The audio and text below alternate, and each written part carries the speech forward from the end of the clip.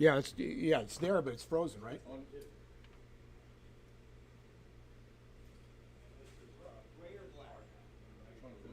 Yeah, the food's very fresh we got there. Very, very fresh. Very good. Vermicelli noodles. Very good. Where is it? Right around the corner here. On Carpenter. You know where Harbor Freight is? Yeah, it's right there. It's right next to Saigon 1. Right next door. Vermicelli, lots of vegetables cut up. Like all your guys are all Cilantro. bars. That's Yeah, good. I'm like a ball of same. That's because you got Richie Bobby in Then there. they have this sushi rice vinegar and fish sauce. It's a little light. It's like pour it on in the bowl on. Mix it all up. It's healthy. The cilantro is so fresh that you have there. I need to find out where they get their cilantro. It's really good. I'm not seeing anything at all. No, theirs is very fresh compared to what I see in the store. They grow it out in back with Probably. where the cats piss on. Probably. What tastes so good? Okay. Exactly. Cat piss. Come on, Rick. It could be Asian cilantro. Opposed to Mexican. I think Marcus is gonna get mine. I'm seeing. Okay, it's on now. Yeah, I think we were down for a while. We're not sure, but we're back up. We are back up and ready to race. We've done the warm-up, and this is the start of the B heat of Group C. 3, 2, 1, power. Number one.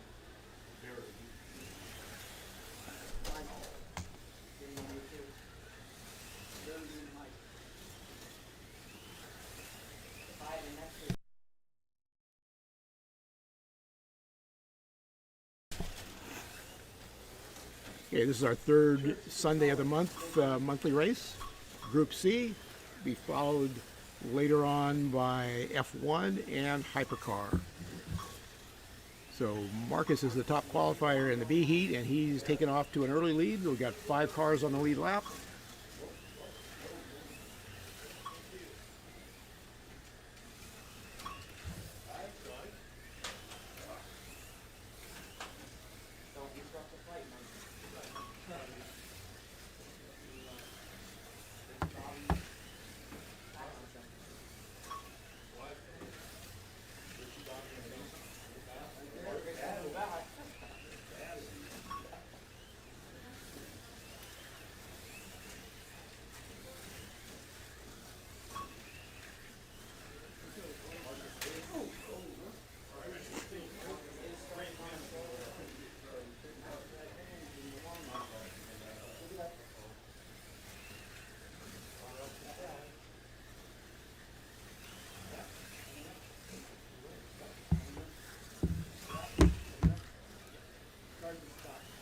So we're halfway through the first heat. We've got Richie Bobby now in the lead. Marcus is in second.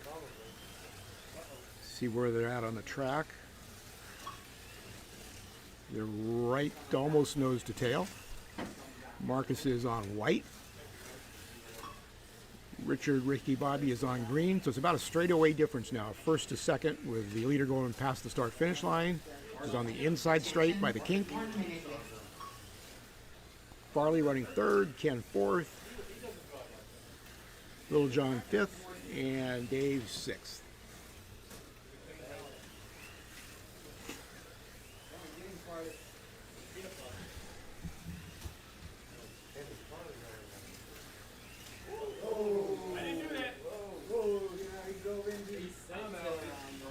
I just hear Ken yell, I didn't do it, so we know it's a slot car 30 race. seconds.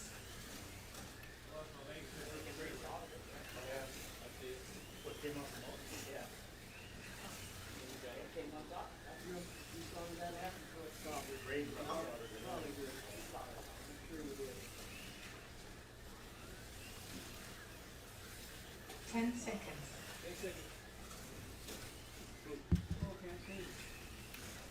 So that will be the end of Heat 1 in the B heat. Please change lanes. Richard out front, 26.04. Marcus, 25.7. He was on the slower lane, So that's not bad. Be a half a lap down, and he's done with the slow lane. He's running a Porsche 956, yellow and light orange.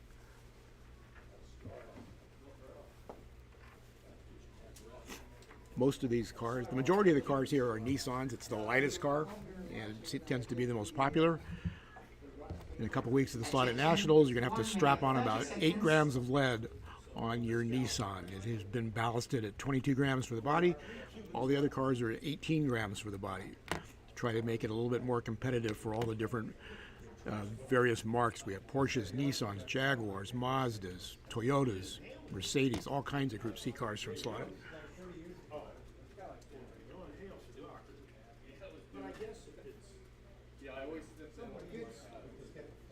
Attention.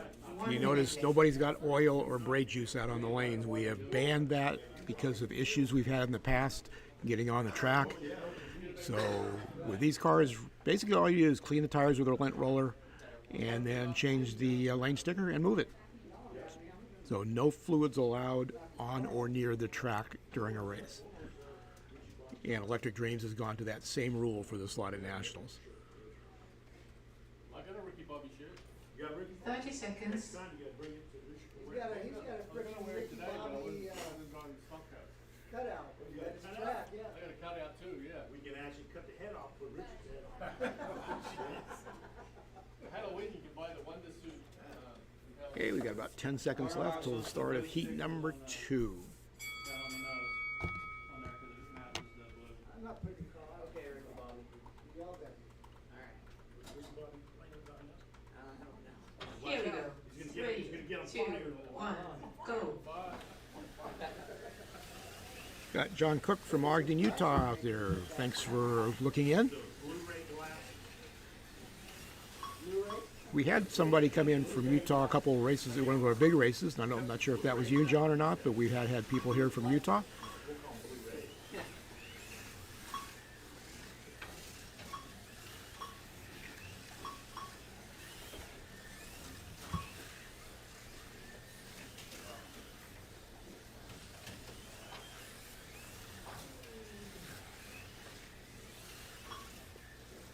Okay, so Marcus is off the slow lane. Let's see if he can reel in Ricky Bobby, but he's on the fast lane too. So it'll be another couple heats before Go. Richie Bobby goes to the slow lane that Marcus has already run. So in essence, they're about tied.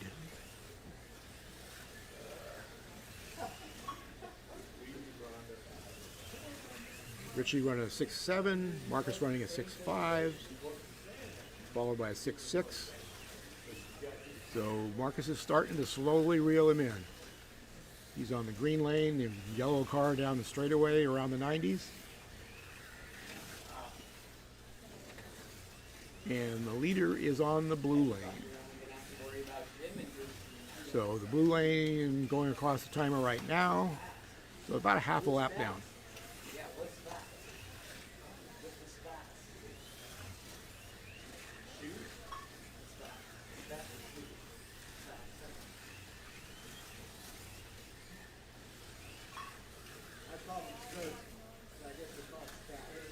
So Richie comes across with a 6.8. Marcus completes his 41st lap with a 6.6. So he is the faster car right now. Still got about a half a lap.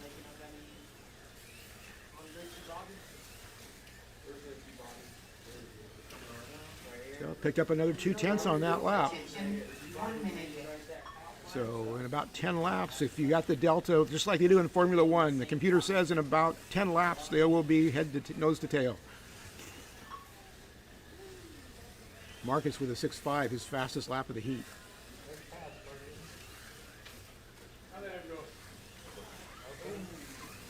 So Richard comes by with a 6.89. Marcus comes down with a 6.74. So a tenth or two every lap. Marcus is reeling him in. 30 seconds.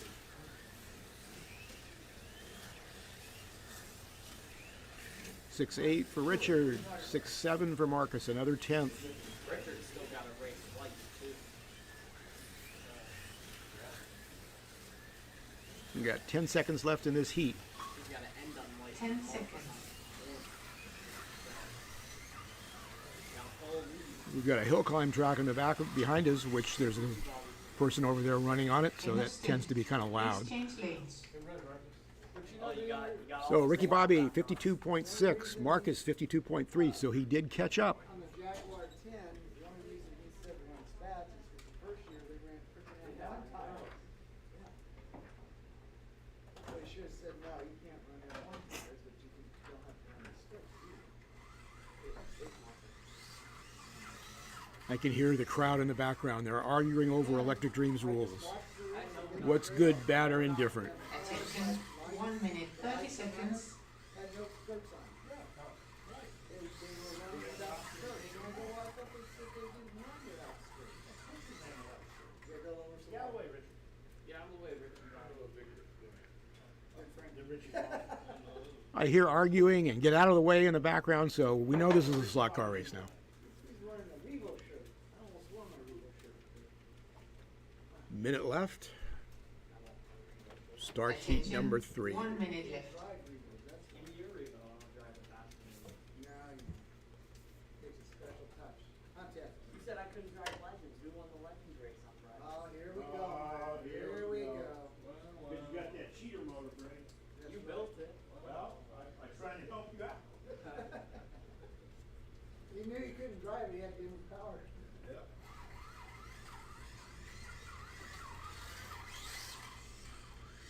30 seconds.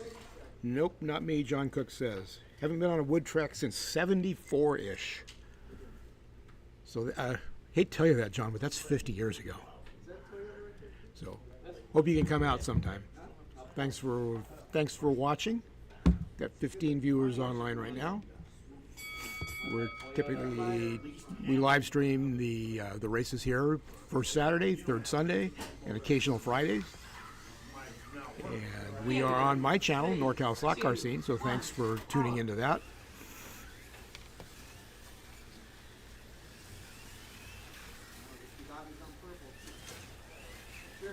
So we'll see where we're at now. Ricky Bobby's going to purple with a 6.8, Marcus with a 6.7 on blue. So he slowly reels him in.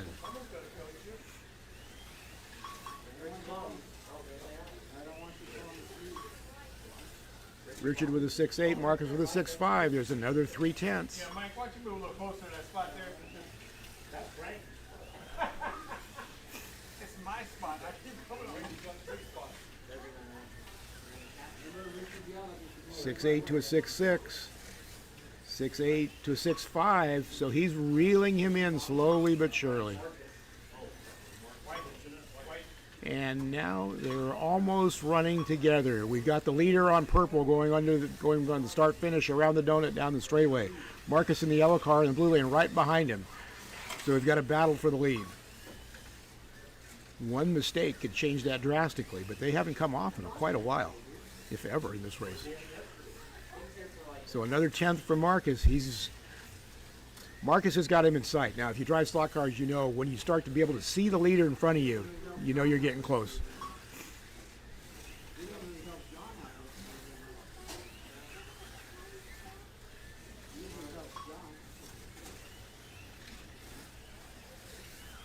So there's the battle for the lead going around the donut. Or excuse me, the carousel now around the donut. Marcus has got him in sight, about 2 feet behind him. So here's the battle for the lead. Purple lane, blue lane, and we're going to have a lead change here pretty quick, I think.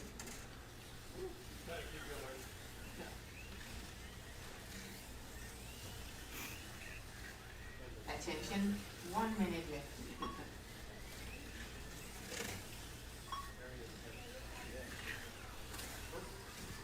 You can kind of see the concertina effect on these. When you're in the inside, the car will go around the corner faster. On the outside, it's slower. You can see that behind, and he pulls right going around the donut, and we're going to have a lead change.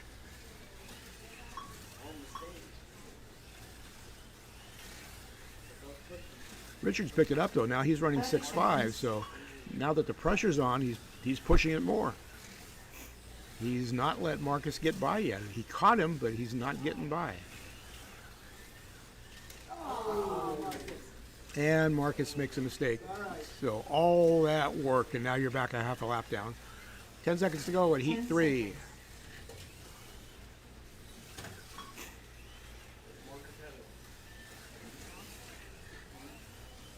Marcus probably knows in the back of his Yeah. mind, though, He's that changed Richard has to lanes. go to the white lane, which is, there's no lane that's super slow on this track, but white's definitely the slowest lane.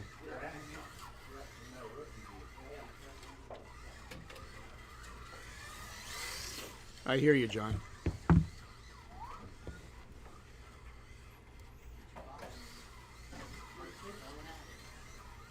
Okay, so halfway through the race, we've got Richard, aka Richie Bobby, at 79.3.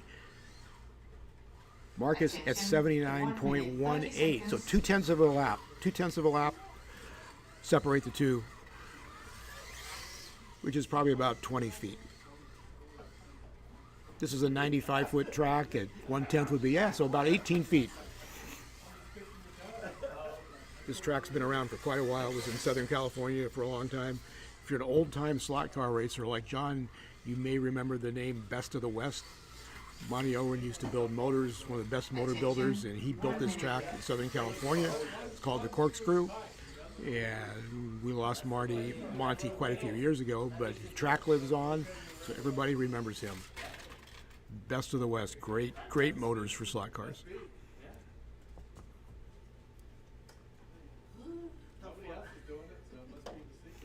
So now we've got Richie and Marcus together on yellow and purple. So the lanes are almost equal. So we'll see. 30 seconds. Richard's right in the middle of the front straightaway by the driver's panel. Marcus is just around the donut, getting ready to come onto the lead on. So it's about 15, 20 feet. He made it all up and then had that mistake. You go 1/10 of a lap or 2/10 of a lap faster, but if you throw one lap away, you'll lose 4 or 5 seconds. Yellow is Richard's lane. He practices on yellow all the time. Here we go. 3, 2, 1, power. Yellow is. Marcus getting used to the lane. He short braked the first 90, so you just got to get used to the braking points. But it looks like he's started to reel him in a little bit. Picked up a 10th on that lap. Picked up 200ths on that lap. So Marcus still is consistently the fastest car on the track. Now Marcus has found his braking point. Runs a 6.5, followed by a 6.6. You see on the very right column the track records for this class in each individual lane. So they're quite a ways off the track records. And we got this fight right there.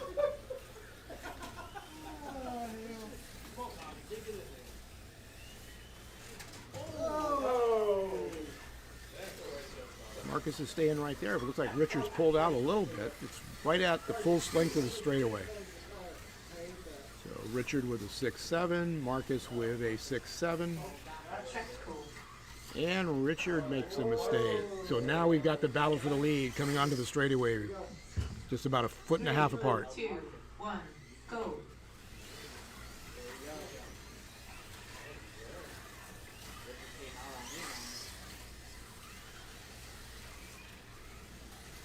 Well, there's the battle for the lead, going in the inside straight, around the donut, down the straightaway. Richard with a 6.6, Marcus with a 6.6. They're running almost identical lap times. Another pair of 6.6s. So, great race for the lead. When you're talking about racecraft, though, you know, how to lead, how to catch up to somebody, how to win a race, Marcus should know that Richard's still got to go to that white slow lane. 1 minute left. So if he can stay right where he is, just a few feet behind, he is in really good shape to take the win. You don't have to push it all the time.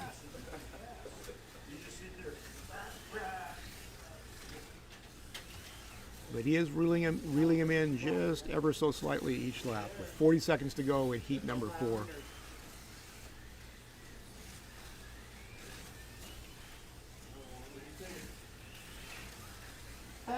Marcus still quite hasn't got the breaking point at the end of the straightaway. He's short braking it just about every time.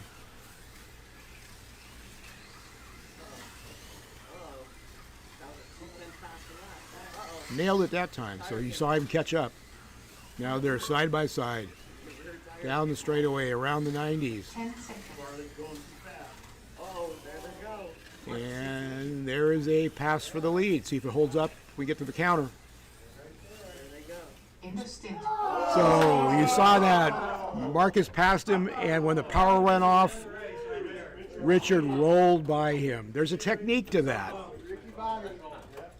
There's a technique to that. When you hear or feel that relay go off, when the power goes off, if you pull the trigger, the car will roll a bit because the brakes are not activated. So I'm not sure if he did that consciously or just that car rolls, but Marcus was ahead, but Richard rolled by him after the power went off. So Richard is still the leader, even though it's not Marcus passed the lap counter ahead. And if this was the end of the race, we would mark positions, but it's not, so we don't do that yet. So computer's just guessing where the cars are on their current lap. So we got Marcus, followed by Richard, followed by Farley, Ken, Little John, and Dave. Dave is out. He must have had a problem. He's only got 5 laps total. So virtual tie for first place. 1 minute left. Pretty good gap. 10 laps back to third. Another lap. Ken and Farley are having a battle. They're only a lap apart for third and fourth. So we'll see how this battle shapes out. All things being equal, Marcus is going to the faster lanes and Richard is going to the slower lanes. Which wheels? So he's on a fast lane now, but he does finish on the slow lane. Just running 5210s. Oh, I mean, the brake tires. 30 seconds. Yeah,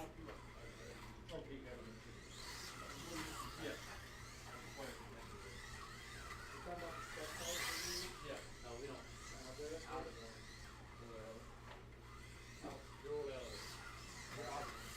10 seconds left. Cars are on the track. We'll see how this shapes out now. Said if I can't tell what view you're on, but the 2 lead cars are in the donut. The red, white, and blue Nissan on orange, the yellow and orange Porsche on yellow lane. 3, 2. So here we go. Battle for the lead.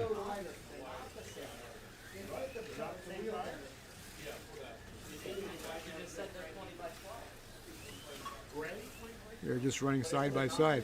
Like I said, racecraft wise,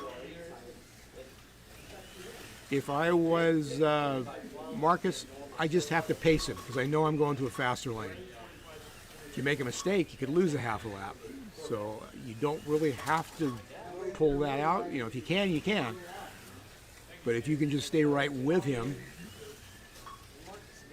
then you go to the faster lane, which in theory you'll probably make up a half a lap to a lap.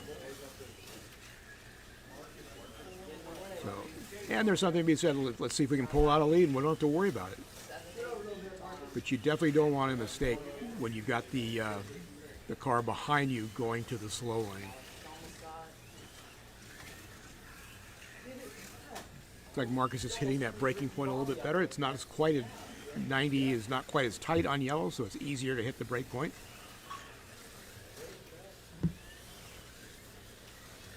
So Marcus is starting to pull it out now. 6.5 on the last lap, followed by a 6.6. Richard also running 6.6s.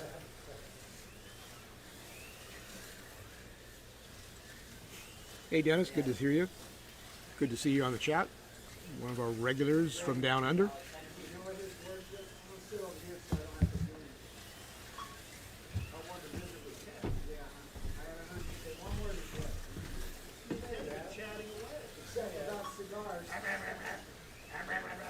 So Marcus is on yellow going down the straightaway. Richard's about a straightaway behind him now. So if you're Richard, you're thinking you're in trouble because you're losing ground. You're not that far behind, but you know you're going to the slow lane in the last heat. So if you're Richard, you've either got to pick up the pace or hope he makes a mistake. And if you're Marcus, you just don't want to make a mistake because you're going to the faster lane.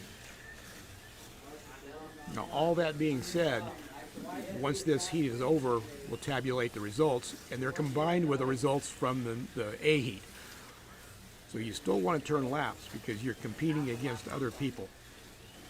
And so we combine the results at the end for the overall results. Keep making money. And we'll buy together. Go buy.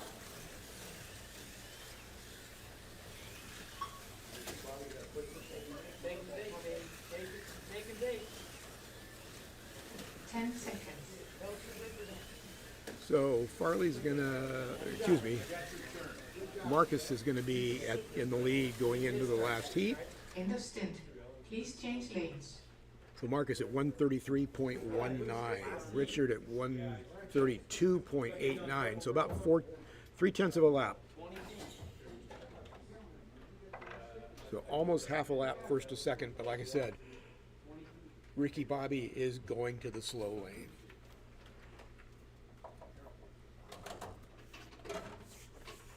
See the lights flashing there right in that middle column? That's telling the driver what lane they're going to.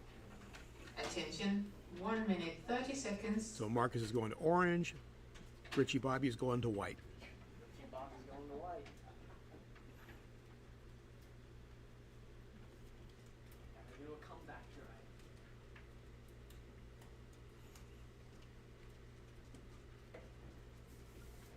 Get the 2 leaders going around.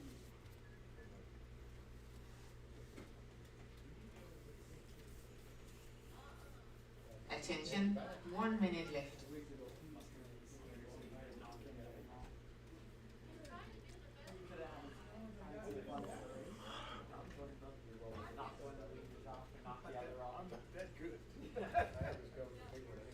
If you haven't joined us before, welcome to NorCal's Lot Car Scene and the third Sunday of the month racing at Motown. Motown is about an hour south of Sacramento, and we race first Saturday, third Sunday, and occasional Fridays. My old buddy Mike O'D is out there. He remembers Monty Owen. He's working on his illegal car. He showed me a great car last night that doesn't fit the class rules. It was a non-scale auto hypercar. And a lot of these classes are spec in that this is the Group C class. We only allow slotted Group Cs. Spec motor, stock gears. The hypercar class is scale auto hypercars only. Stock motors, gears are open. So it just depends on the class. We're running F1 after this, which allows 2 brands. One of the few classes that are multi-brand. We have NSR and scale auto F1 cars, which are the 80s and 90s versions of those cars. So they are running spec motors, though. You have to run an NSR motor even if you run a scale auto car. So we spec the drivetrain on quite a few of these. It's easy for another manufacturer to come out and say, well, I'm going to build a F1 car, but I'm going to put a lot faster motor in it. And that wouldn't do any good for the competitors, because then either everybody would have to buy one or we'd have to ban it. So we spec the drivetrains in pretty much all the classes we run. 90% of our GT cars when we started were NSRs, so that was the spec motor from the beginning. So if you're running a GT3, you can run a scale auto, you can run a racer sideways, you can run a black arrow, you can run an avant slot, but it's got to have the NSR motor in it and in an angle winder configuration. So it's a spec drivetrain for the GT3 class. We're having a big race later this year for NSR Corvettes only. So it's going to be sponsored by Professor Motor and Motown, and I believe there's some assistance from NSR, so it'll be NSR Corvettes, C6s, C7s, C8s, spec motors, spec gears, spec tires. Well, a lot of our big race have spec tires that are a different color. If you watched our MR slot car race a few weeks ago, it was a green tire. They're all of our spec tires are the NSR Super Grip compound, but we can have them made in different colors, so it's easy to tech, basically. So we had green ones for the MR slot car race. NSR makes red ones if you want to do your own race with a spec tire. Or if you're a commercial facility, you can get them made in almost any color you want if the quantity is enough. So a minute to go. We got Marcus out front still. Ricky Bobby He has, like I said, dropped back because he's on the slow lane. 6.5 for Marcus, 6.6 for Ricky Bobby, which is pretty good for the white lane. But he's pulled out a little bit of a lead. Like I said, about 2/3 of a lap or so. So he can cruise, even though, like I said, you're trying to turn as most laps as you can compared to the rest of the field that's in the next race. Marcus is in our amateur class, so I don't think there's any amateurs in the next race, so he may have already won the amateur class. Their race rules to ours, you gotta take a lot of stuff out. 30 seconds. So 30 seconds left. Marcus, if he doesn't make a mistake, has got this one.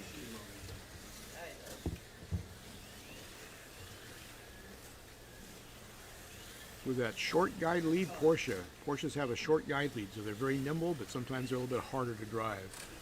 10 seconds. Marcus working on lap 160. Looks like he's going to make 160, maybe. No, 159. Wow. It's always us. It's always us, dude. I mentioned before, we will mark the cars and we'll put them in the computer, the number of sections. 19.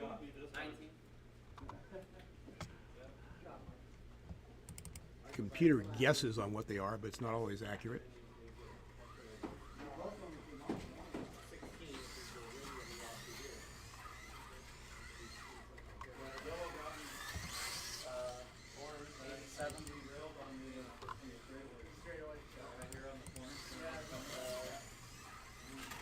Blue?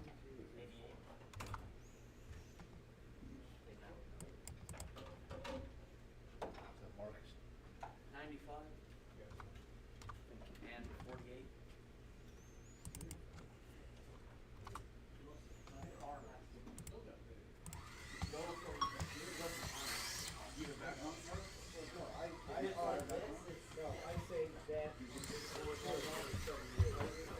Thank you for watching and listening. I'm going to be in the next race, so we'll get somebody else up here to do the announcing.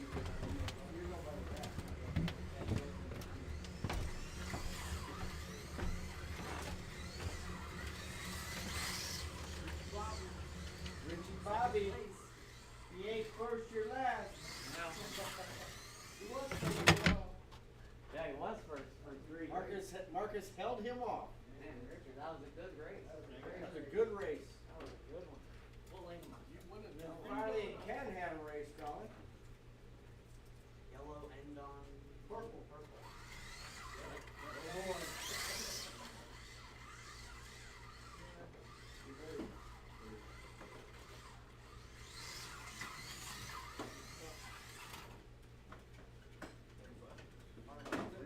Decent lap time once you got back on the track.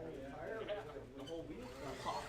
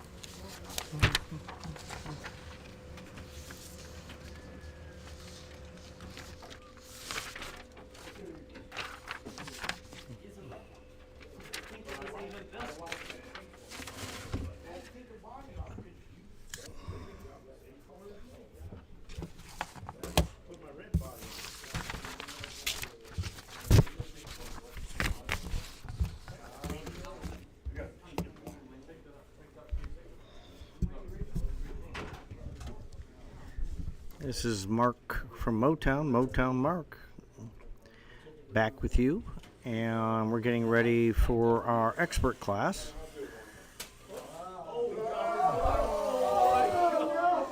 Oh. So was Mike trying to break his spoiler off just so he get artificial lightning? Drop the car. No, it's not part of the car. That was there earlier. I saw it when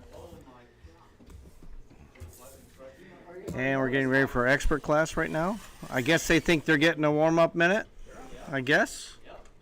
Don't know why they think that, but Just hit the button already. Gentlemen, start your engine. they hate it when I do that. That's why I do it, of course.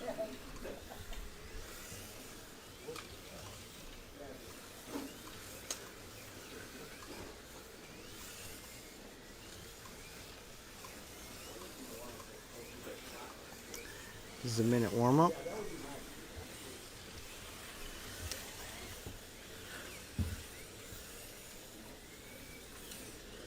Oh, what was that? 30 seconds. his headlight came out. Battery came on? Thank you. Oh, it's too late now. That one on the dot.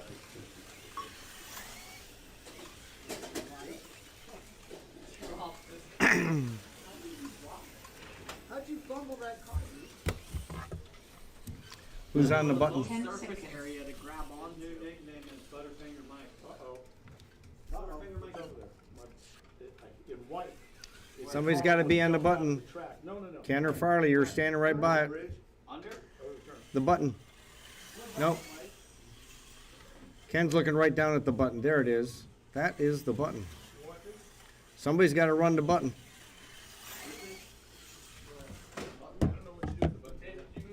Richard. Yes. I think replace. Oh, when it's a track call if it comes off in the straightaway. So I got it. she had to Oh, use Rick the has button. Coming. Just a track call. I got it. It's just a track call. Richard's. What is that? Another piece from. Richard is running the button, as we call it. Oh, you found out. At Motown here with the Lapmaster software, what we do is we run our track calls off the button. We don't do typical, people may know it as a space bar operation, but we find a button is much more efficient and much more reactive to any potential track call issues.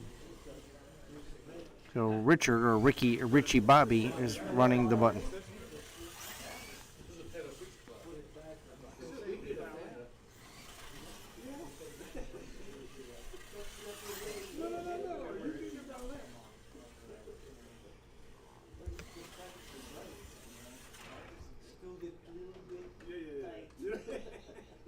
I hope you're doing that to all our lanes, not just Mike's. Handshake orange? Ever since we gave him that Ricky Bobby nickname, it's been.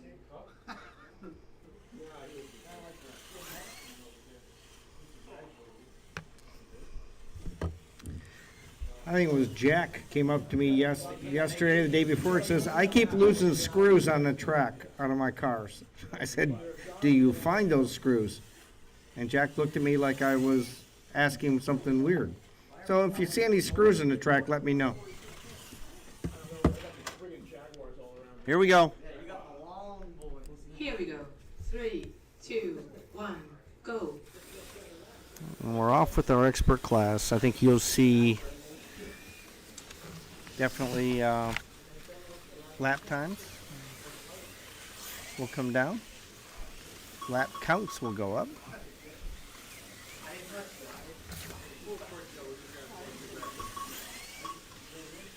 Already everyone's in a 6-1, 6-3, 6-1, 6-3. Everybody's in the low 6-3s or 6-2s or 6-1. Wouldn't be surprised if I saw some 5-9s.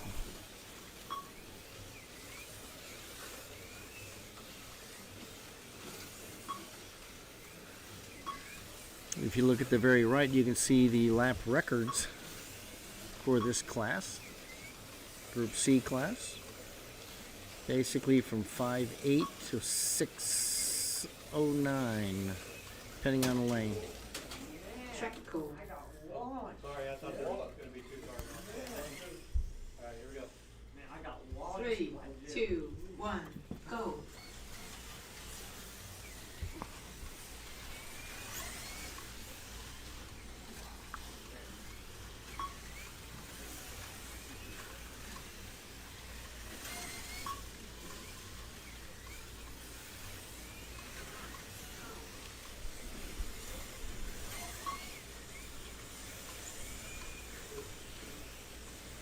Everybody on the same lap much?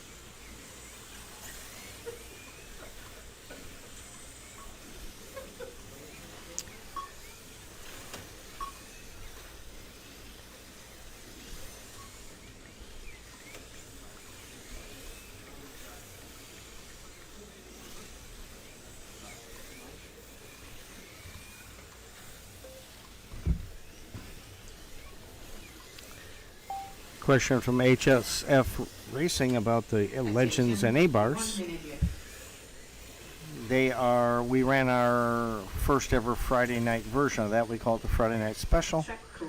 We plan on that being a monthly event for those classes. Then we'll probably tie in some additional offshoot classes. There's a 3D printed cars that were 3, 2, 1, hit it. we are working on right now. But we look at the Friday Night Special as a once a month fun event. I do think it's going to outgrow the fun event format, as we had 12 racers for this inaugural version, and we already know we are 30 missing seconds. 5 to 6 normal racers that would likely be there as the future goes on. So I expect that Friday Night Special race to grow as we move forward, especially into the fall. Hope that answers your question, HSF Racing. We do have a schedule out. If you look on the Motown Raceway site, you can look and see it's pinned in the top of the site. It'd say 132nd Racing, and that will identify the Fridays that we are using as the Legend 8-Barth classes, period. Schedule subject to change at any time. I always say that.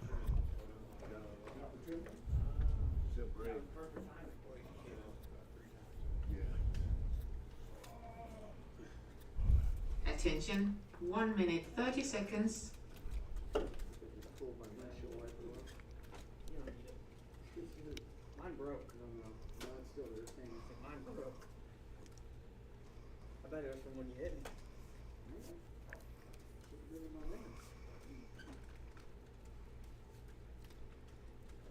White cars on white lane. Alright, but there's 2 of you. Attention, 1 minute left. At least one. Some race cars do race with one headlight. Just for that purpose. Oh, yeah. I just wanted Drag cars do that a lot.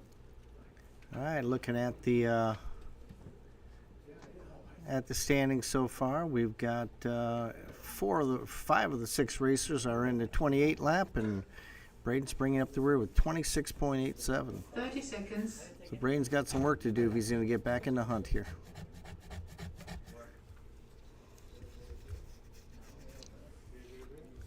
Of course, he is using the piece of crap car I keep telling him he needs to get rid of and upgrade.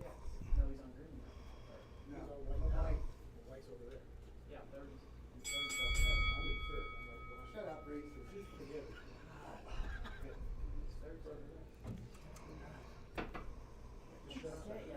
Here we go. 3, 2, 1, power.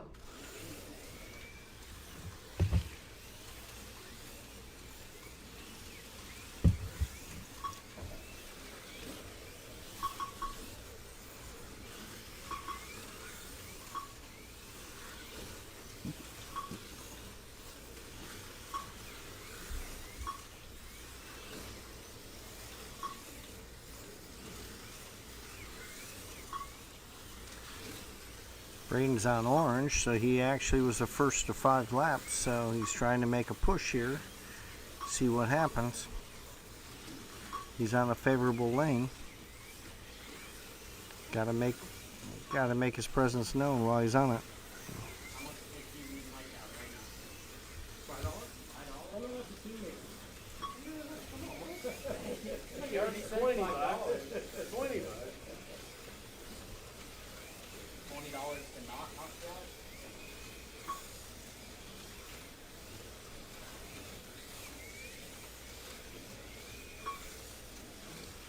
Braden's trying to pull up onto Frankie. Frankie's on purple, Braden's on orange. Braden's trying to chase Frankie down a little bit here. Seems to be getting a couple feet per lap, so we'll see what happens here as long as nothing happens.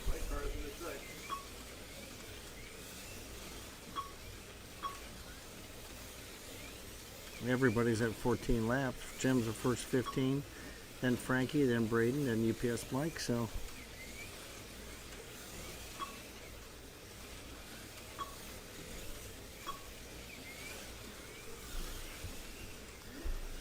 Jim and Frankie are setting the pace right now.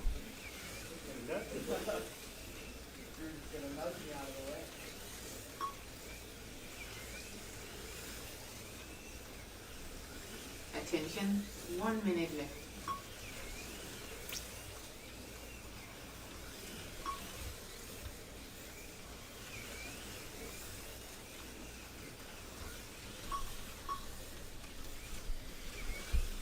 Track code. Thanks, Richard. I didn't close past me now. UPS Mike's got a 6.11 lap. Braden's got a 6.29. Kiwi Mike's got a 6.24. So the lap times are coming down. Nobody's hit the 5s yet. 30 seconds.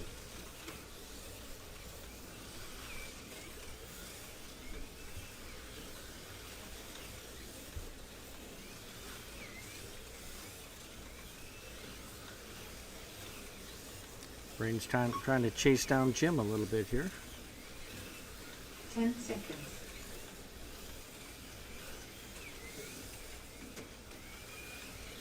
Frankie's trying to stay ahead of everybody.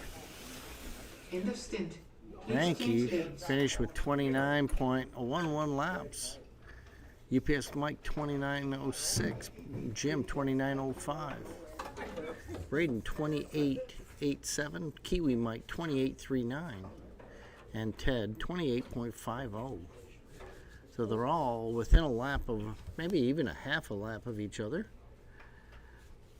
Overall, 28.5, yeah, almost a half a lap.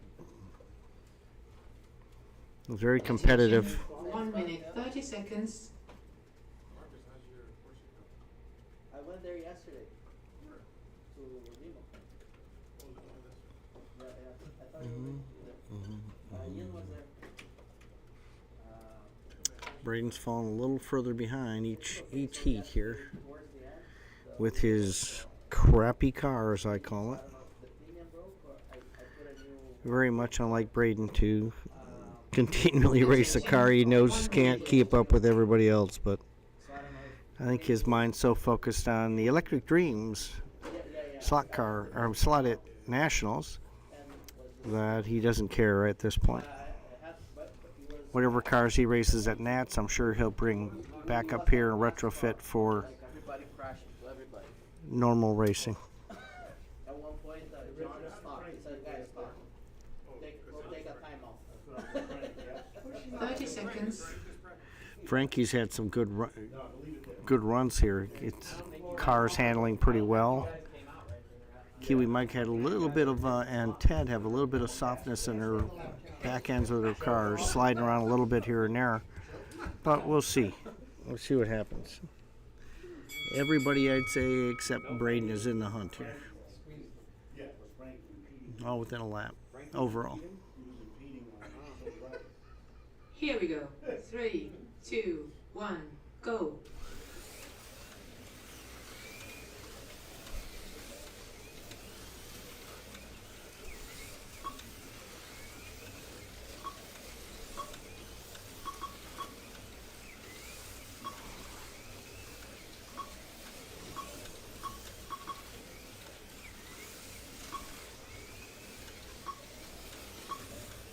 UPS Mike is attempting to run Braden down. I see it getting tighter and tighter.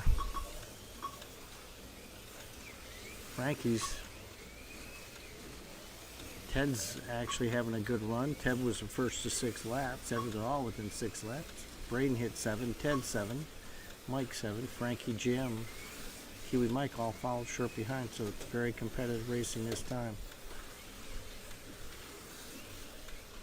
Braden's the first to 9, Ted, Mike, Frankie, Jim, and Kiwi Mike in that order.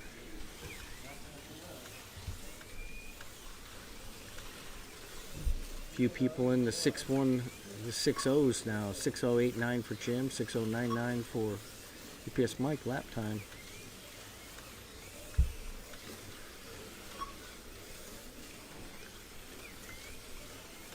UPS Mike is slowly reeling Braden in. Frankie's out there in yellow, staying with Jim.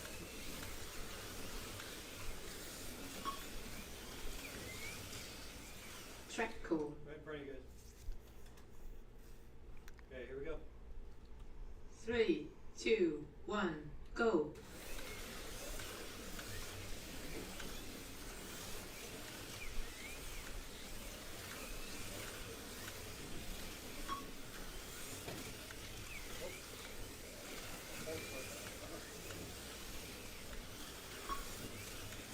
Braden's trying to catch Jim. Braden's on white. Attention. Jim is 1 on minute purple. left.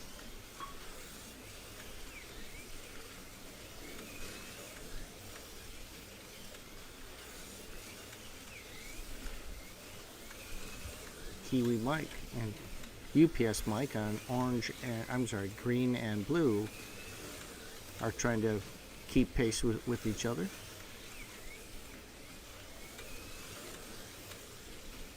Jim's on purple, which is his favorite lane. 30 seconds. We call it Jim's practice lane. Jim comes to Motown to practice. He always is on purple. So he knows that lane very well. 259 UPS Mike. 10 seconds. Yep, there we go. It's our first dip into the 5s. UPS Mike, 5.99. Mike is End of stint. Please change lanes. Mike is in first place overall right now with 86.34 laps to Jim's 86.02 laps. You've got Braden at 82.91. Kiwi Mike, Ted are in the 84s, the low 84s. Frankie is 85.84, so Frankie's only about a couple tenths off of a lap off the lead. Attention. 1 minute 30 seconds. Spec National. UPS Mike has taken over the lane record at 5.955 for Group C. So congrats to UPS Mike for that. UPS Mike holds 5 out of 6 of the lap records for Group C. Only one he doesn't hold is for Attention. purple. 1 minute left. And Jim holds that with a 5.95.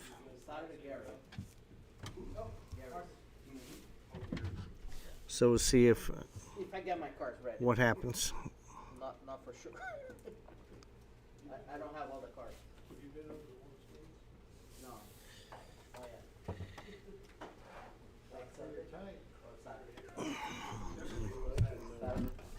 Dan and Melinda and Bob, if you listen to this, I will talk Braden into selling you that pink Group C. Second qualifier, right?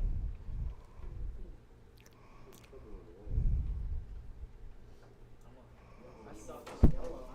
I just kept these on. It just kept on right now over there. I came off the lights 5 times. I lost it to Marcus on yellow. 3, 2, 1, go.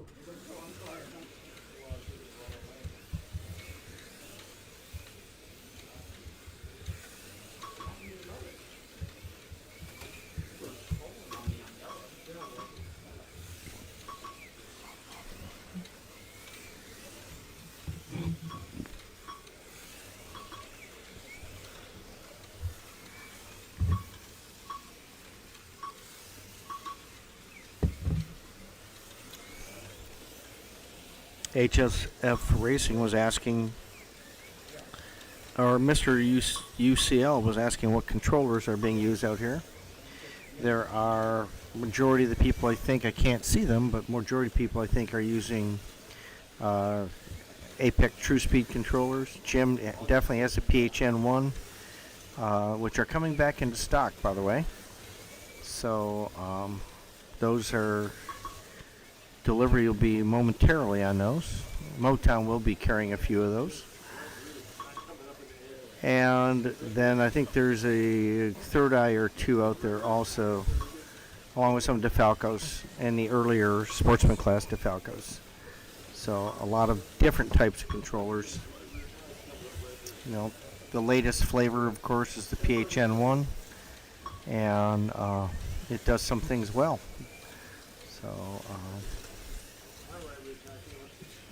if you get a chance to try one out, do so, and you never know.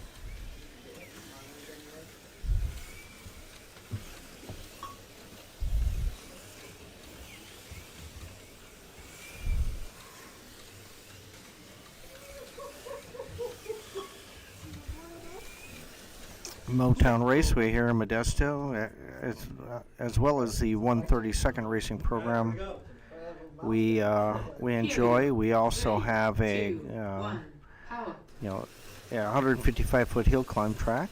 You see that behind you, the blue track, if you're seeing it online. That is what we use our 124th scale racing on. We do some 124 scale racing on this same track that the 132nd guys are racing.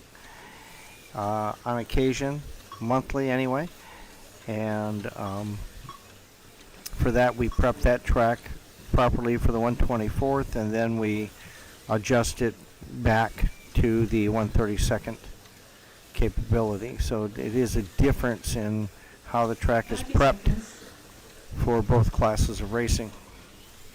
Then finally we have our scale quarter mile drag strip. We had a drag racing event yesterday, and it's overall a 80-foot long track, and the first 55 feet are what is active for racing, scale quarter mile, and those cars travel down from start of the track to the end in less than 1 second. So that includes reaction time. So it is all controlled by software program, hardware software, and we enjoy a robust drag racing schedule. Upcoming, our next large drag race is what we call the Hot August race. It's on August 16th, and basically, it is we race 3 different classes. We'll be racing the brackets, 12-0, and American truck classes back there. And we expect to have, quite a few racers come up for that race. It is one of our premier races for the year for drag racing. And we look forward to our drag racing group attending. As owner of Motown, I only participate in drag racing series, whereas a lot of racers here do 2 or 3 different things. My grandson Braden does all 3. He does 132nd, 124th scale racing, and drag racing. I only participate in a drag racing event.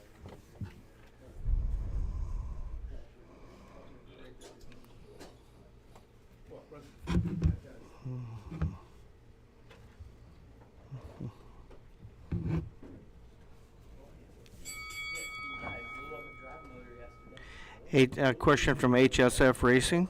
Mark, when do you expect the PHN01 to hit your shop? I'd like to get one. Here we go. I can just say that I put it in an active order for 3 of them. I have one of those spoken for.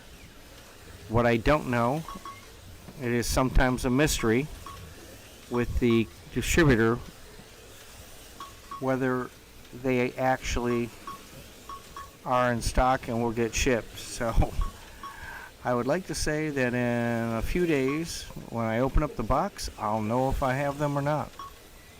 So they are, you know, the list price on them is $269.99, and I expect them to fly off the shelves. I think the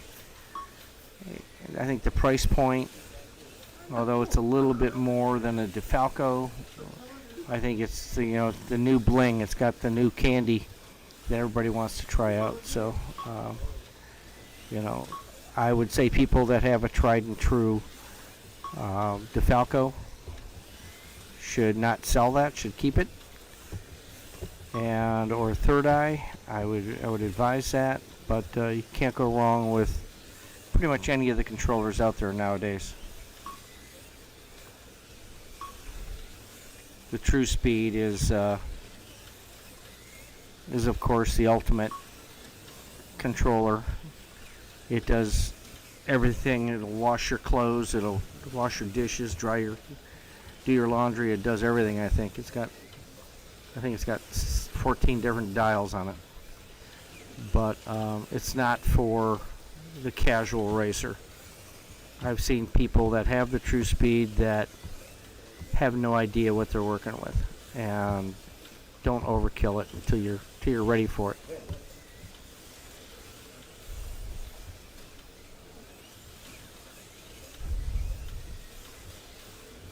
Attention, 1 minute left. 3-dial DeFalco or Third Eye, you can't go wrong for most racers.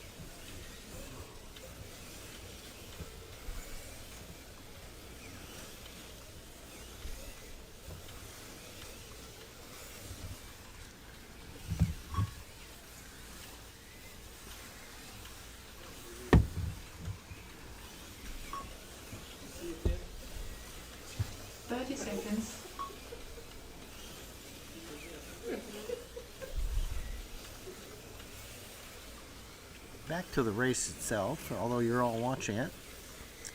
The battle still is with UPS Mike and Jim, both in the same lap count. Frankie's fallen a couple laps behind, but he's got a little bit of time. He's almost out of the hunt though. And we've got Braden, Ted, and Kiwi Mike that are all in the same lap overall, and they're battling for highest placement in the losers category right now. So right now we got Jim and UPS Mike. Jim and UPS Mike are tied 144.39 till we adjust. And then Frankie's all alone in third. 1 minute 30 seconds. And then Ted, Braden, and Kiwi Mike are all in the 144 lap, all within 0.18 laps of each other on the computer anyway. So it should be a heck of a last heat.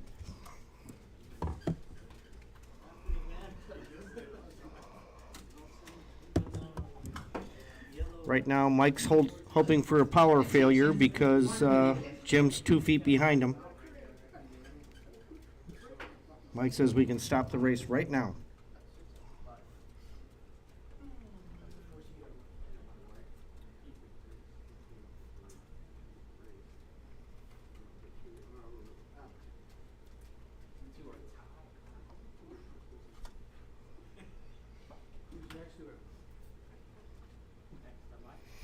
I am. 30 seconds. I am. No, I'm between you two. Frankie. So right now, the podium for that class is going to be between Jim, UPS Mike, and Frankie. I got you. We got Team Bud. No, you got Ted next Oh, to you. Ted. You got Ted. Good. 2 white cars right next to each other, but not good. I got you, man. Jim likes the Here we go. team play. 3, 2, 1. Hit it.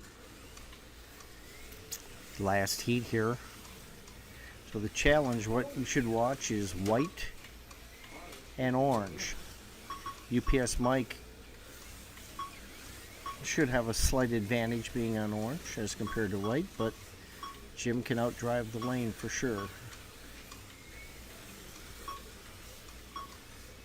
So, again, you want to watch white and orange. White is Jim, orange is UPS Mike. Frankie's just out there cruising along.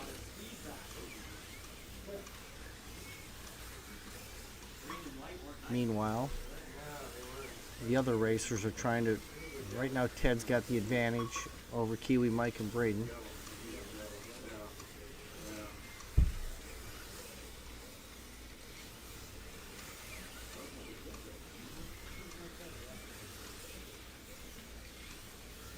And Jim is on white, UPS Mike is on orange. That's the race right now.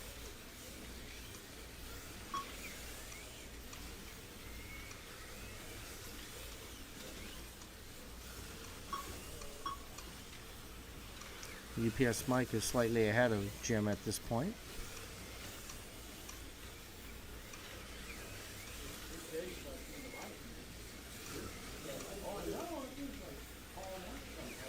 He's got UPS Mike's got the lead by about a third of a lap over Jim right now. So unless UPS Mike has an issue, he's got to stay on. Jim is definitely on the podium.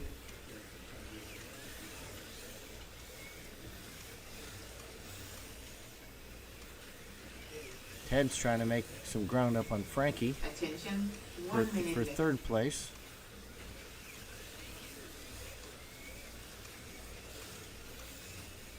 But Frankie's got him by 3/4 of a lap at least. So Jim's doing everything he can to try and reel UPS Mike in.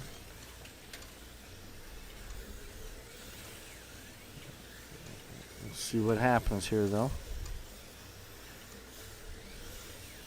30 seconds.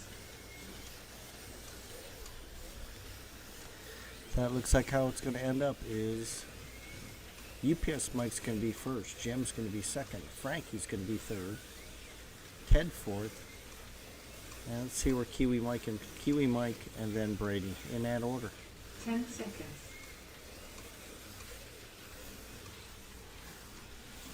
Now the fun will start when I call out for lane corrections and I can't hear what they're telling me, so stay tuned for that.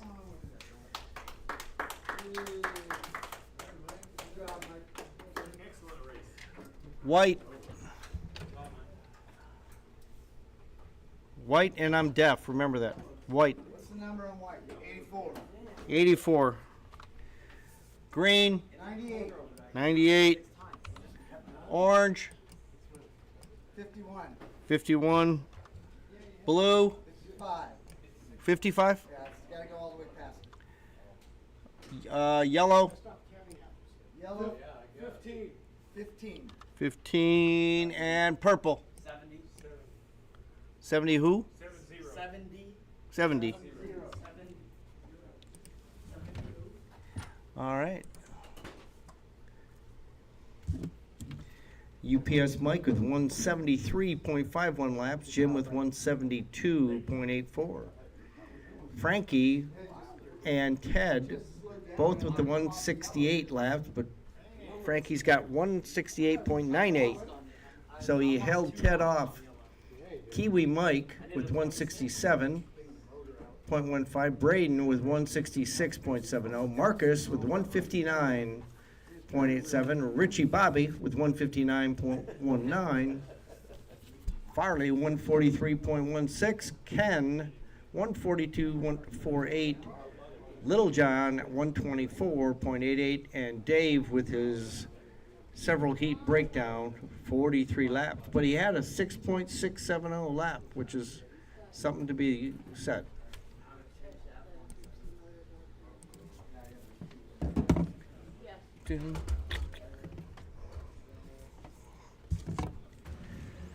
So the podiums and cars they need up here are for the expert class, UPS Mike, Jim, and Frankie, and then followed by Marcus, Farley, and Ken.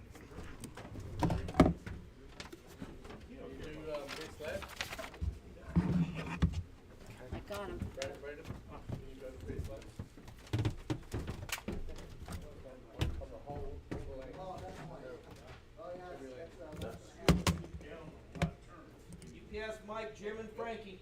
You on that or last time? Come on up. We got this.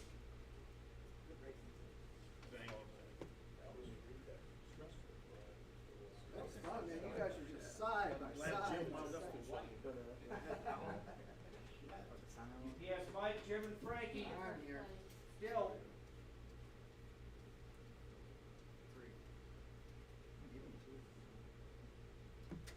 Come on, Mike, you gotta hold this. There you go.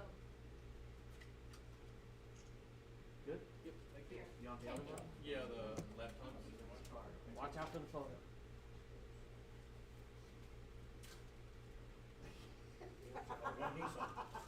Remember, stand back. Make sure he's not on point five. Hold that up with that big heavy front. Alright, we're good. Yeah. Just barely Here we fits go. on the board. There we go. Ready, 3, 2, and cheese. Are spats required next race? Should be. I think so, yeah. So now I need Marcus, Every county needs its stats. Farley, and Ken. Got it, Marcus? Where's your car?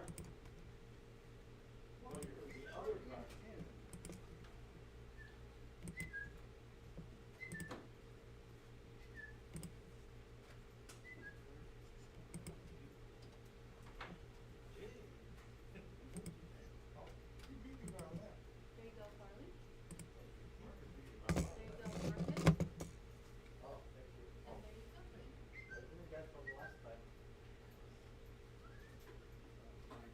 there you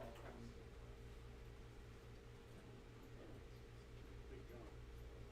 Oh, Big John. Oh, Big John. So it's straight. What a nice guy.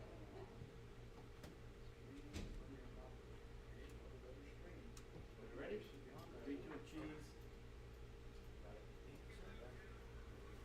Good job on it, guys.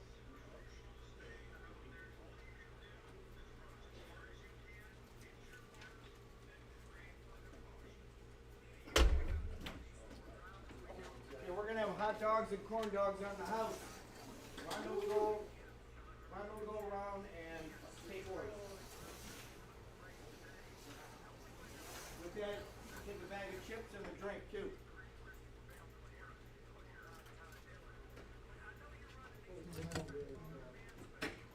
Oh, shoot, I thought that was.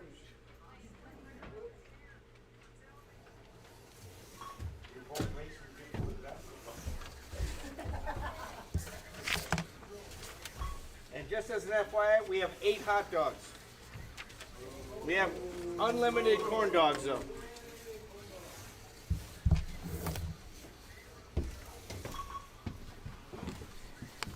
We're going to go dark for a few minutes here while we warm up, and we'll be right back.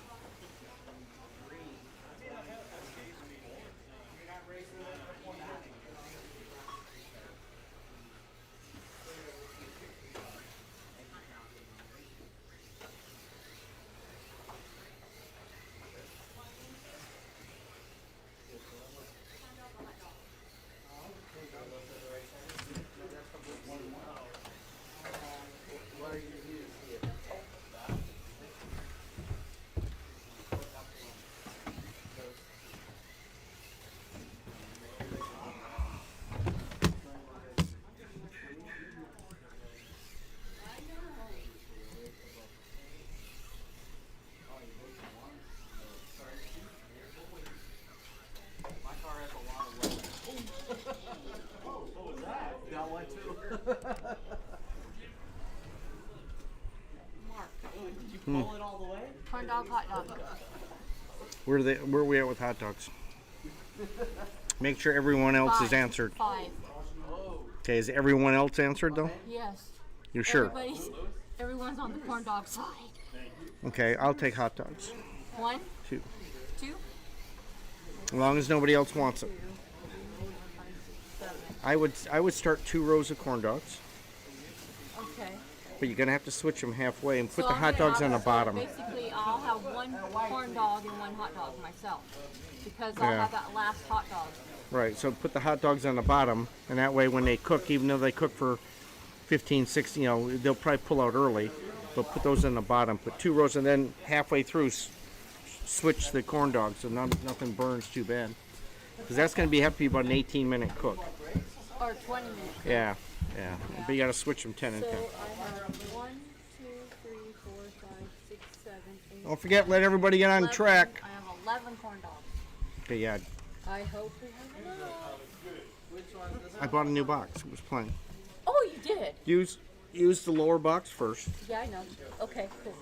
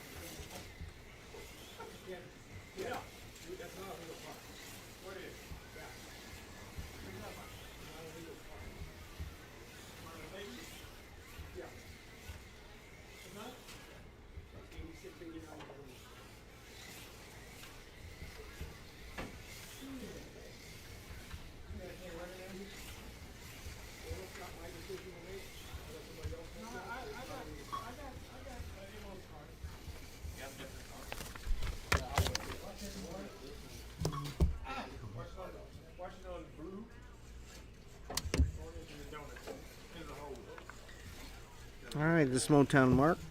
Sitting here rubbing my eyes. We're going into F1 now, as you can see. We're practicing with F1, and I think that you would see obviously a faster race, and probably my guess is that the podiums will switch up a little bit. Some people are in love with their F1 cars, and I think you're going to see some more aggressive driving with these as they handle obviously much better than the Group C's.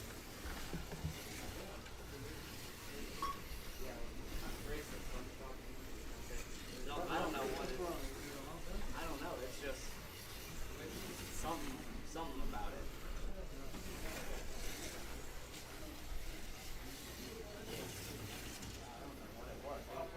Just one going around, it didn't feel right.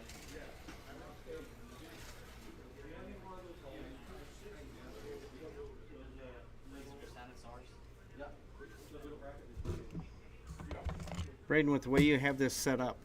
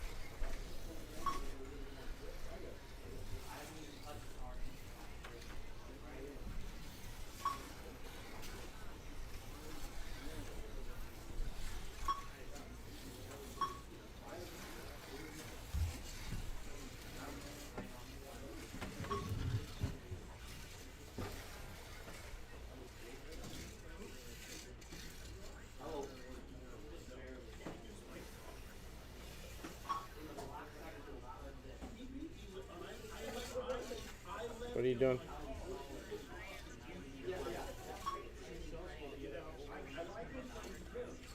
Oh, I got you. Yeah, that's transfer mine if you can.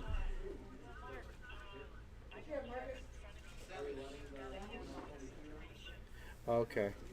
Okay. Yeah, that's what I'll do. No problem. Some of it I do, yeah. All right. Sounds good. Yeah, we have 13. Yep. Okay. Yeah. Okay. Nope. Okay. See you later. Bye. Love you too. Bye.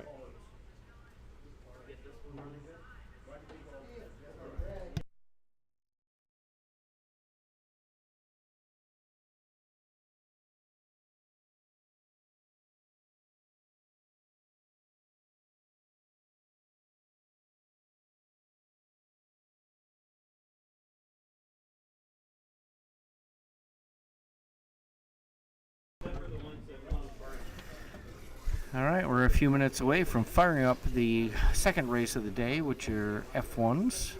We run the Formula 86-89 style, not the F22 for this class.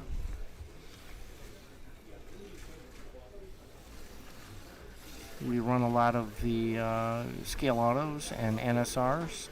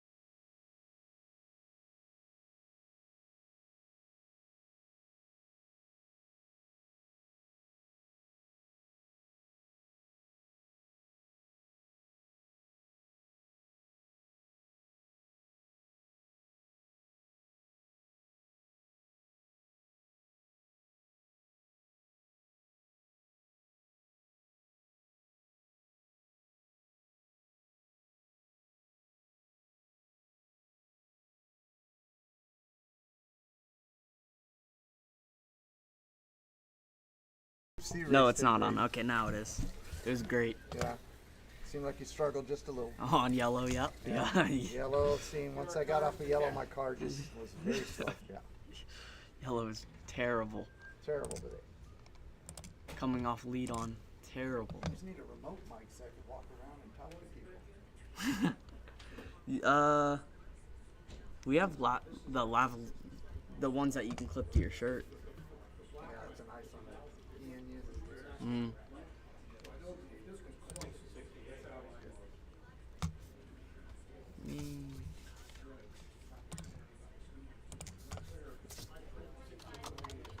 Hey, where's the F1 block at? Peter has it. And then Donnie said he was gonna print another one, and we don't got it.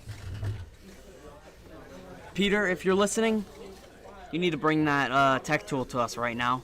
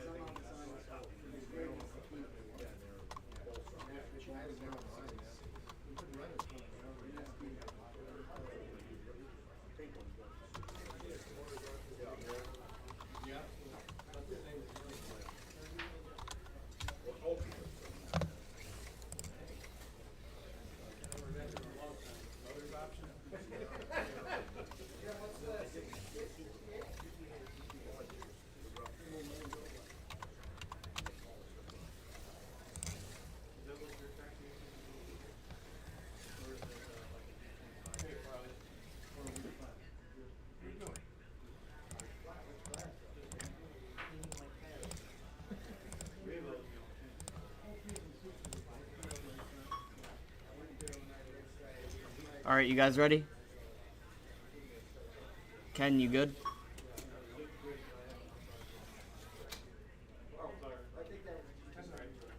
You ready?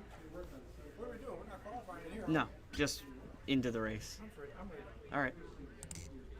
You're on blue. I'm ready to go now. Yeah. We'll get World War II.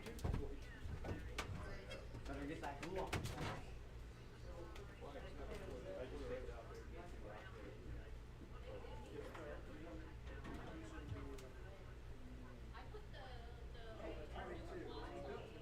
I'm surprised my Ferrari didn't make it to the track.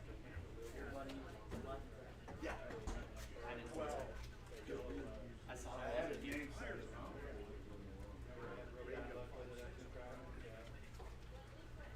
was saying, I think it's gonna be a real race. It is a long car. But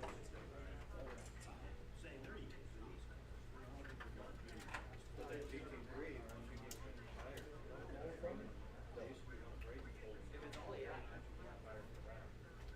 'Cause I brought two choices. I brought the Scale Auto Force.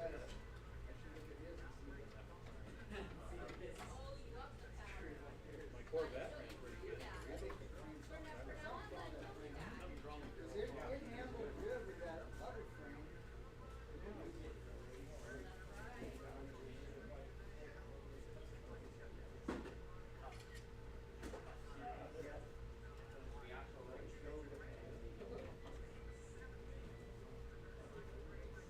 All yellow, no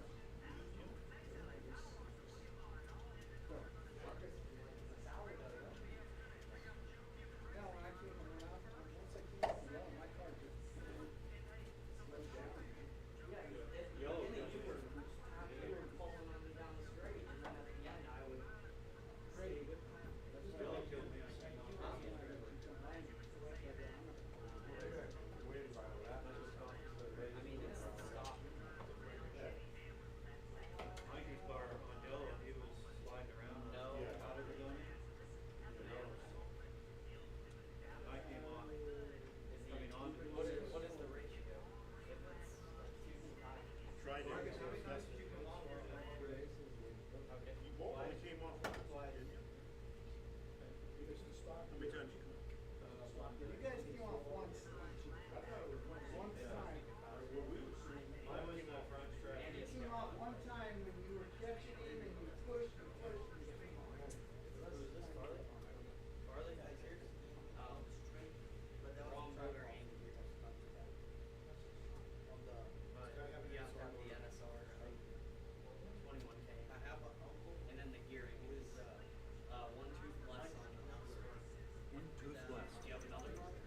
Did you lose a tooth?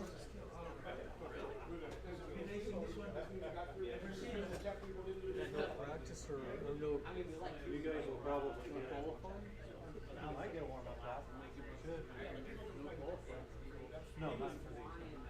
Not because we already did. They usually only do one. Sometimes they'll throw a second one in there, depending on how many people they have. I'm surprised they didn't do it today. You want to get a couple laps? I don't like a couple.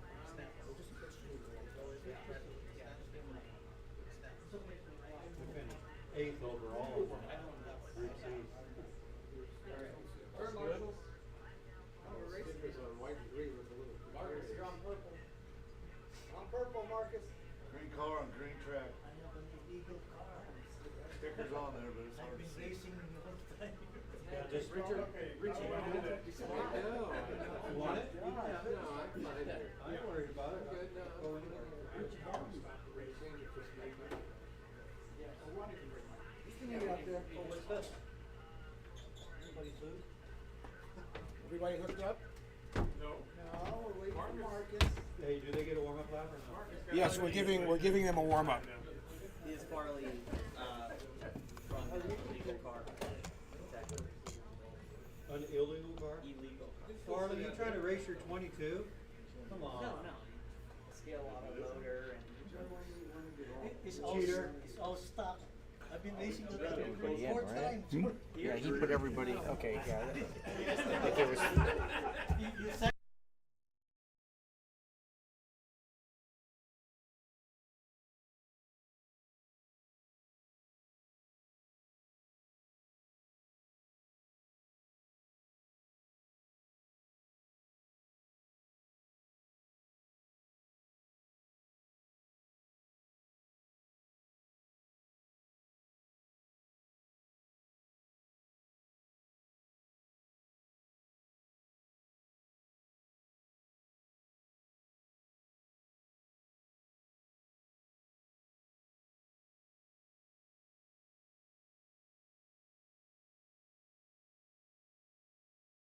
Okay, we're getting back to racing now after a short break. This is going to be F1.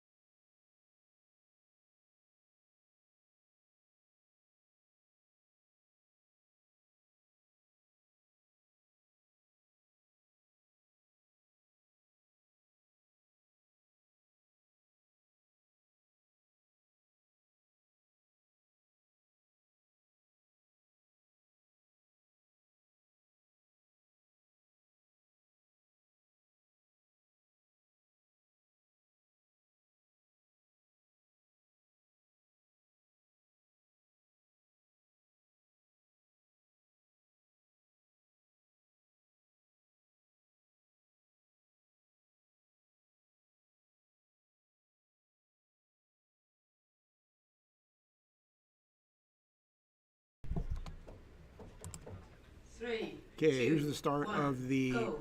amateur. The second race of the day, we do round robins. There's only 6, so this is a straight up race. But we sort them by driver classification. So this is the amateur group.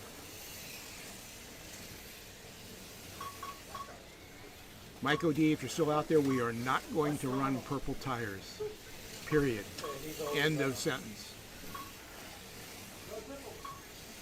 Somebody asked about controllers. I had the mic turned off by mistake trying to get the race set up. The predominant controllers here are Third Eye and the True Speed Apex. And there's quite a few DeFalcos too, so those are probably 3 of the most predominant. I use the DS PHN1, which Motown is getting in stock. He's getting, I think he said they told him, we don't know until they get here. They told him he was going to get 3. So there should be 3 coming in. I believe 1 is already spoken for, as I understand it. If you want one from Motown, call Mark and get it reserved for you. Somebody asked about that. So that's all the news that's up to date. We will probably be taking a break in a few minutes because the hot dogs will be ready.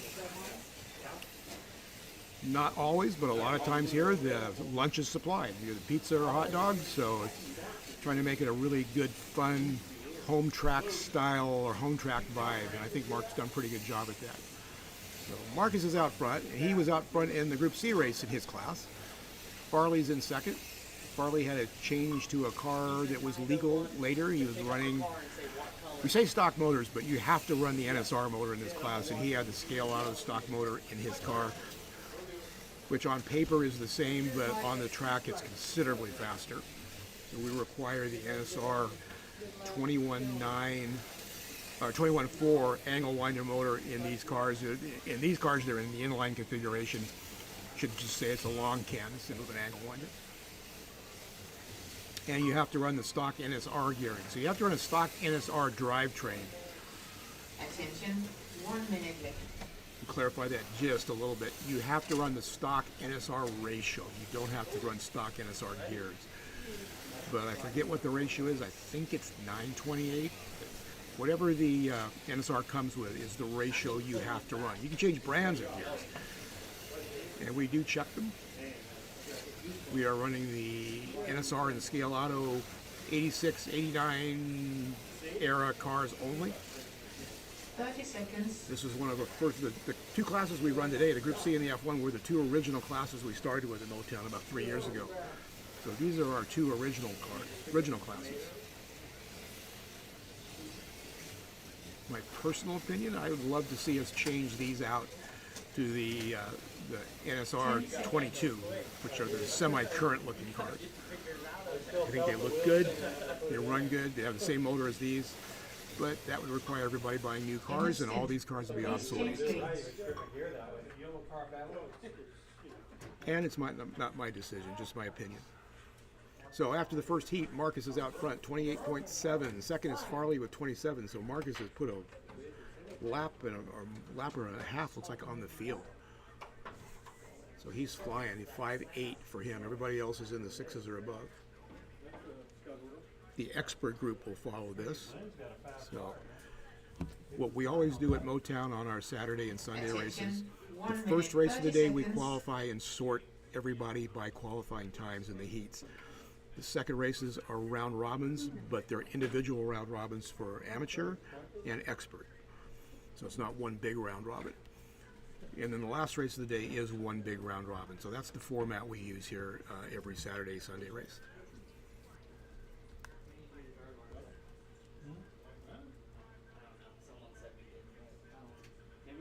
Attention, 1 minute left. I'm worried about food for you guys right now. That's more important. Mike said he should be doing the news. Mike said he should be doing the Yeah, somebody said that I do use the DS PHN1, and I believe I'm the only one that uses it because they've been literally impossible to get since the first part of the year. I think I got everybody started looking. I think I may have gotten the last one in the country. 30 seconds. So they've been unavailable for about 6 months, and they're just becoming available now. Some of if you're If you shop online, your online store may have them, and Motown's going to be getting a few in. But if you shop at Motown and you want one, call Mark and see if he can reserve one for you, because if he gets 3, I'm pretty sure one's already pre-sold. So that's the situation. Ted Essie got one, so there's a few more coming in. We're starting to come into the country, trickling in. 3, 2, 1, go. And unfortunately, the price has gone up. I believe the price now is $269. Originally, it was $189. So you can blame either tariffs or the fact that the controller was originally underpriced, which it definitely was. I don't think there's anything out there under the under $300 range that can touch it, and it competes with the $400 controllers or more. I'm using it by choice. I really like the way it feels, and I switched out from a third eye.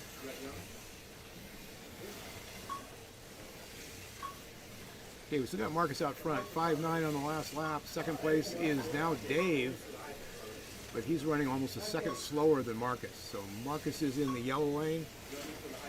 He's becoming one of our top amateur, if not the top amateur driver right now. He's really starting to get better and better because he's practicing. He's doing the research, getting the car set up, asking a lot of questions, practicing his driving. So he's run 5.7. 5.7 is a pretty fast time for these cars. They're capable of running in the 5.4s, but have a 5.7 in the race is a pretty good time. That's pretty much expert level time.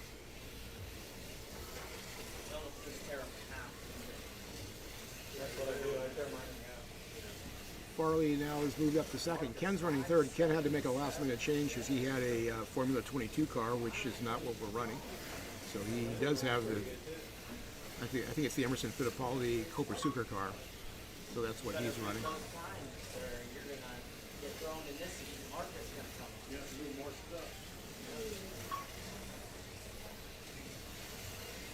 It's a little hard to see on video, but when you watch Marcus's car, and as I say that, Marcus makes a mistake.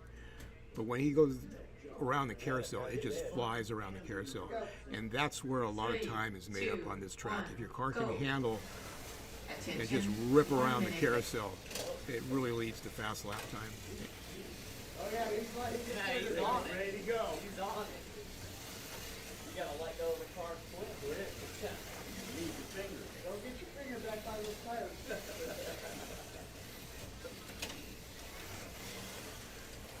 Get it in there.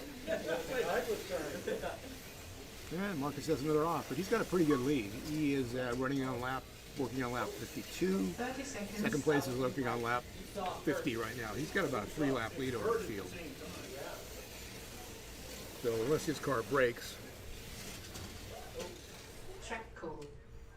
he is going to take this, even though we're only 2 heats in. Anything can happen. No, not you. Is he gonna be behind the line? Behind. Alright. It's gonna let go. 3, 2, 1, power.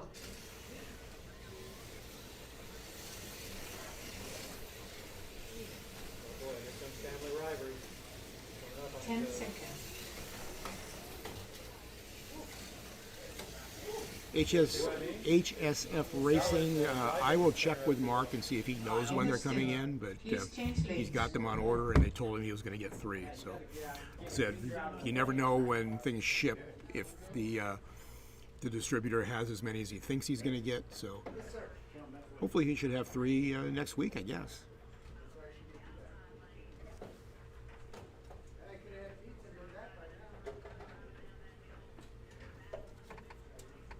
So 2 heats in, we've got Marcus at 57 3/4 laps, Farley at 53 and a third, 1 minute, 30 Ken seconds. at 52 and a half. Fourth is Glenn, fifth is Dave, sixth is Little John. Little John's not little, but we have a Big John that we've been racing here forever, and he's not here today, but he's one of our regulars. So we have a Big John, so he became Little John.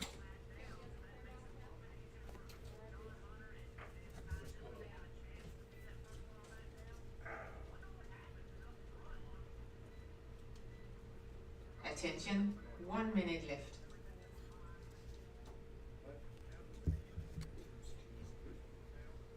HSF Racing was inquiring about the DS controller. Are you? I don't know your handle. Are you one of our locals that I know, but I don't know you that name, or are you from another part of the country?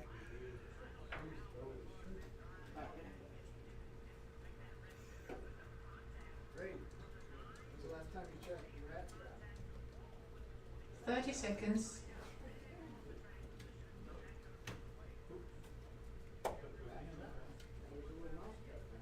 We got mice in here?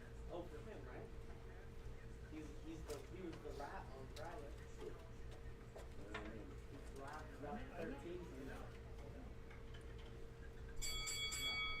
Yeah. Oh, you had on it. He just went like that. I mean, I couldn't deny it, but it was live on TV. 3, 2, 1, power. Okay, starting the third heat in the amateur division of Formula One. We call them Formula One because when we started racing, there were not the NSR Formula 22s, so we call them Formula One, but it is that era, the 80s and 90s, by both Scale Auto and NSR.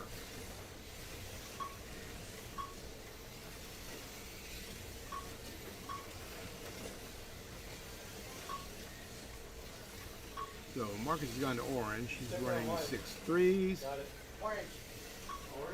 And he has another off. So he's got a good lead, but you can't have a bunch of offs. Like somebody I know did in the Group C race. I won't mention who it is, but if I look in the mirror, I might see him. Oh, there's 2 yellow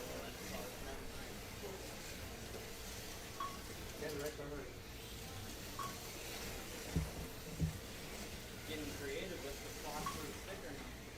You got it on the top.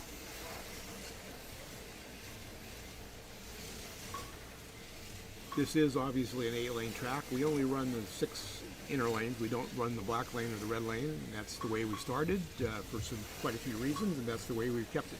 6 lanes is pretty nice for 32nd scale, given the number of people we typically have for a turnout. It's hard to have like 10 or 12 and have an 8-lane track. Just not enough corner marshals. So 6 works really well. These are all 18-minute races, so it's 3 minutes per lane. You're right here, y'all. Okay, thank you. Tripped on the damn light. I think it's that big rat I saw over there. Yeah. Tripped you up. That was Ralph. What are you doing? Painting the car over there, Brayden, or what? Getting it off. HSF Racing says he lives in Wilton. I know where Wilton is. It's not too far from me. I live in Elk Grove. So I will check with Mark and see what the deal is, if he's taking pre-orders, if you want to give a deposit. And I'll find out what the situation is on those cars, or those controllers. So love to see you come out and race with us sometime. Cool. My car in, stuck in my out.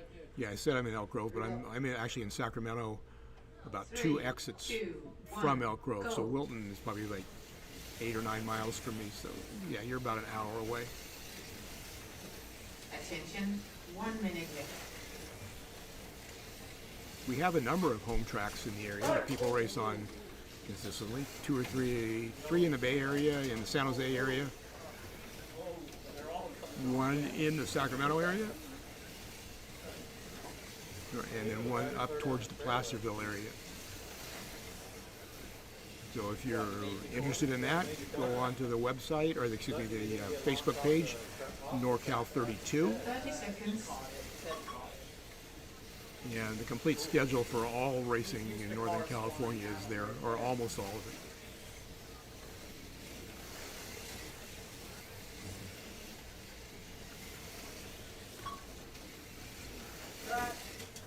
Track code.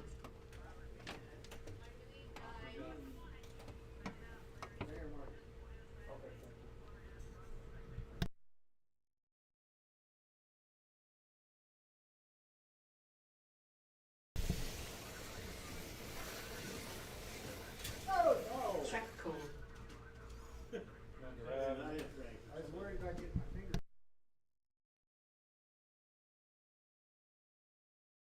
go. I've got Mark here, and Mark, there's some person online that lives in Wilton that was asking me about the DS Interstate. controllers. Please change lanes. And I told him that you had 3 coming in and 1 was spoken for.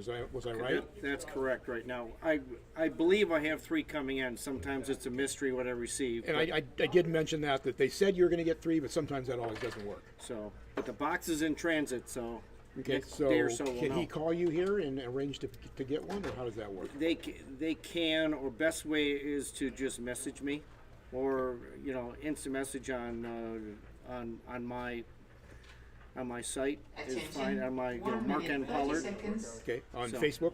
Yeah, on Facebook. Okay, so that's the situation. So he lives about an hour from here. He has a home track, so Okay. that's kind of what I told him. He can so. have one only if he comes and races with us once in a while. How's that? Mark says if you come and race with us, you get a free DS controller. Oh yeah. Don't say that. Oh, wait a minute. Did I say that? Time for food. Food is ready. So we're gonna pause it. Attention, 1 minute left. Hey, I used to race at Haggardwood in probably more in the 80s, so maybe I know you or met you or raced with you, but we're going to take a short break right now because the hot dogs are ready. I don't know who's got the button open.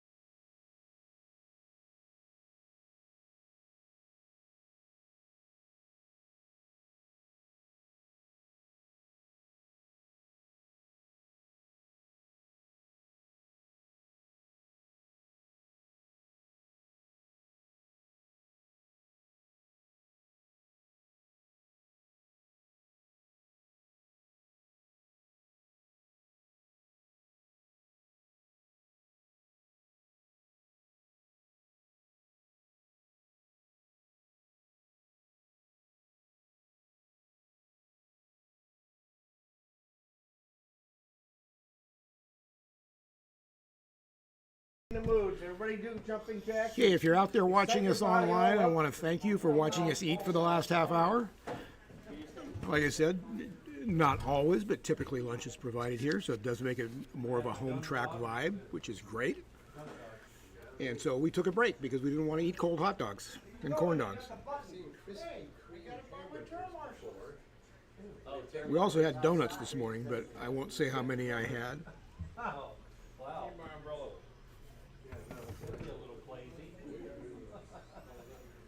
So we still got 13 people online. Thanks out there for watching. I mentioned before HSF Racing that I did race at Hagenwood in the 80s probably. Because I remember the car I drove over there, so it had to be in the early to mid 80s on the flat track, which was on the left side as you walked in, if you remember that. There he is. Waiting on you.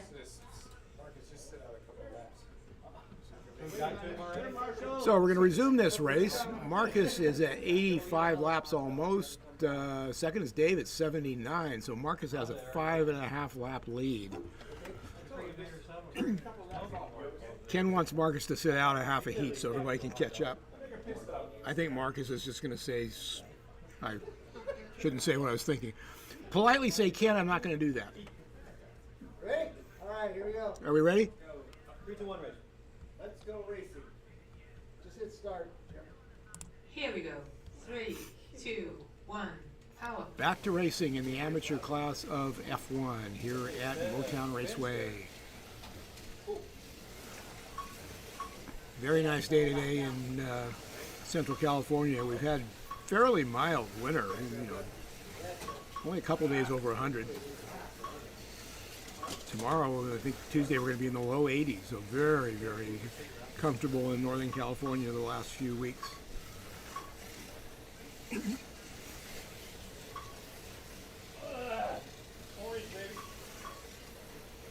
Marcus running on the white lane, which, as most of you know, is the slowest lane here. Even though it's not a huge difference, it's probably a tenth or so difference than some of the faster lanes.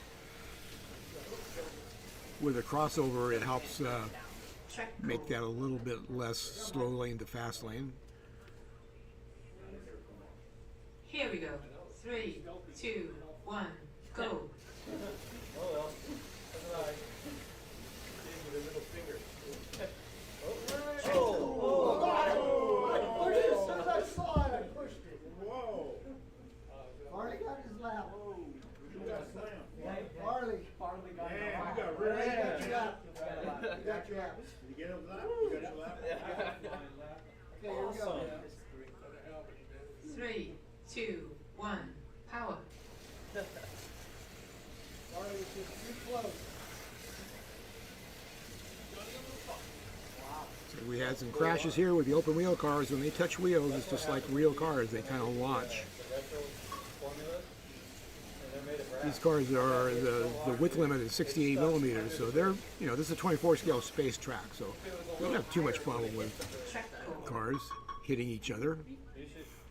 You can take somebody out if you really want to, but you can run side by side fairly well if you just back off a hair going around the corner on the inside. Here we go. 3, But 2, you don't always 1, do that. Go.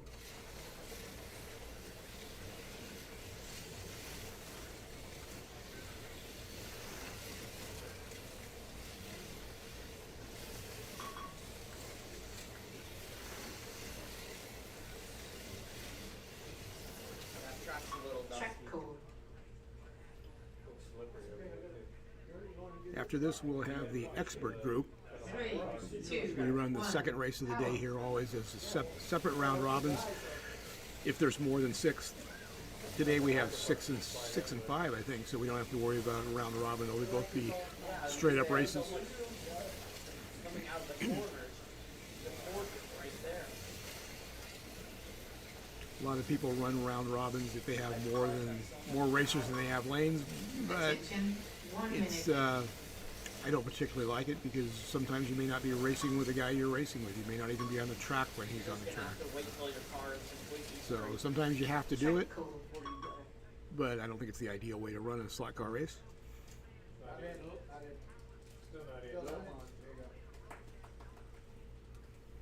There you go. 3, 2, 1. 1, go.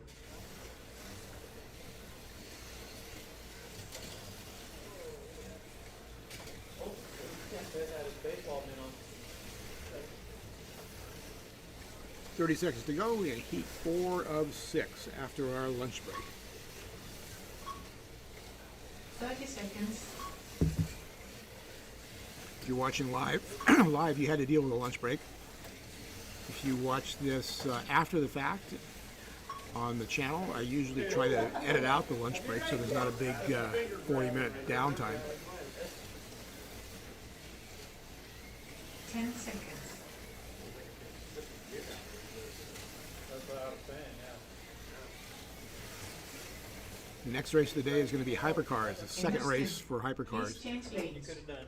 We are running the Scale Auto Hypercars, so they are the actual current cars being raced, not LMP cars or GTP cars from years past. It's only the current cars that run in the WEC and IMSA. Right now there's the Porsche 963, the Peugeot, the Cadillac, the BMW just came out. I'm going to be running a BMW today. They've announced 4 or 5 more. The Alpine, the Ferrari-ish Attention. sorta. 1 minute, 30 seconds. So there's quite a few out there. So it will become kind of like Group C, and there's a good variety of brands or marks to choose from. And we're going to keep these stock motors. Gear ratio is open. So rules-wise, it's very similar to our GT3 class. You can change gears, you can change tires, you can change chassis stiffnesses. Attention, 1 minute left. We don't allow 3D printed chassis because some of them are relatively expensive, and we just didn't figure there wasn't any point in trying to say, well, you can run a 3D chassis, and if we find it's better, then everybody's got to spend 20 bucks on it. So some of the rules we do are try to keep the classes somewhat economical and not, hey, there's something brand new, and it makes the car a tenth of a second faster, and it's 20 bucks, and everybody's going to go buy it. That doesn't do a whole lot for the racing program, in my 30 opinion. seconds. I was wondering why it was so bright in here.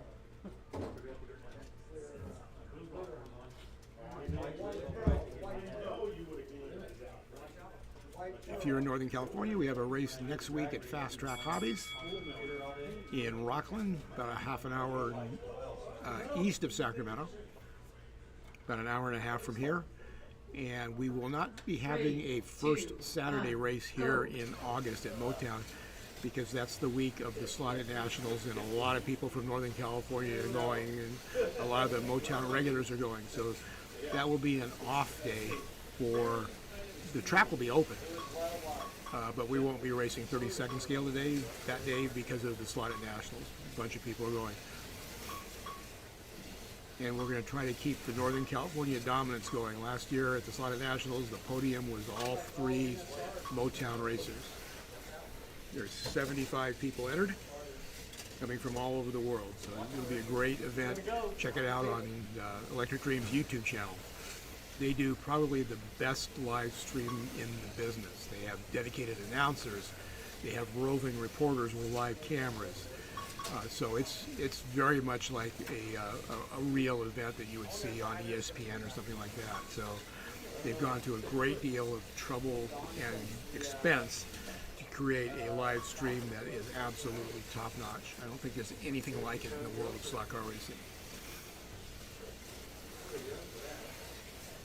Looking forward to seeing, I believe it's going to be the same announcers as last year, Ian and Doug, coming over from England to do the announcing. And they actually have an announce booth there where the announcers sit. So like I said, it's just like the real thing. So we're halfway through heat 5 and 6. Marcus is still way out in front. He's got a 6-lap lead over Dave. In third is Ken. Ken's moved into third.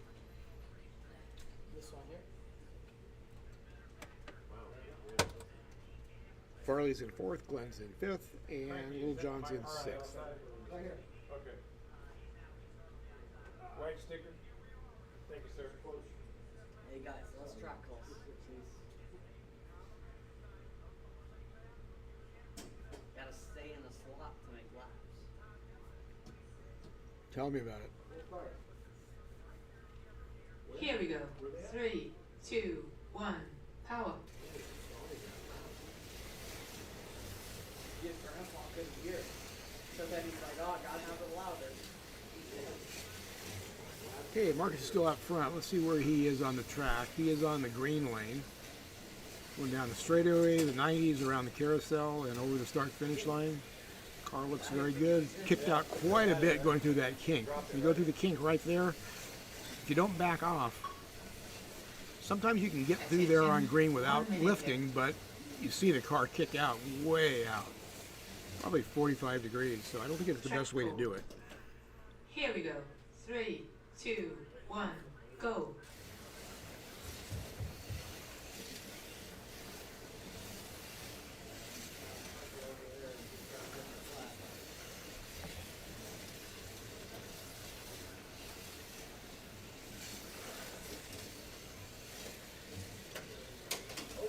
Track call.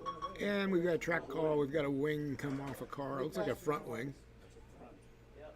Less downforce. Here we go. 3, 2, 1, go. 30 seconds.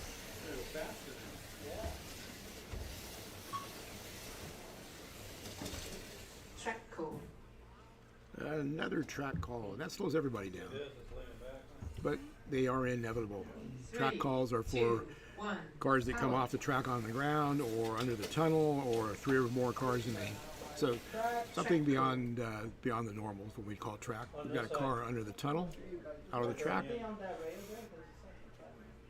So we could normally get that, but we could probably interfere with another car. So we call track situations like that. We've got 18 seconds left to go in heat number 5 of 6. I think it's coming through the kink. Yeah, when you hit the kink. It's snapping so much.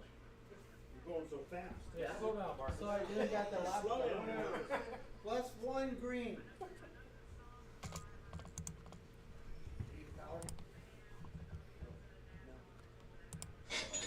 There you go, Mark. And say okay. There you go. 3, If 2, the 1, car go. misses the lap counter, we can manually add a lap, which is what I just did. You just go into the software and add a lap. 10 So the seconds. car went over the counter and missed it. And so that's what that cash register sound is. That's adding a lap to that particular lane. End of stint. Please change lanes. A lot of places you just put the car behind the lap counter, but that car will lose that distance. So the really correct way to do it is to add a lap and let the car stay where it is.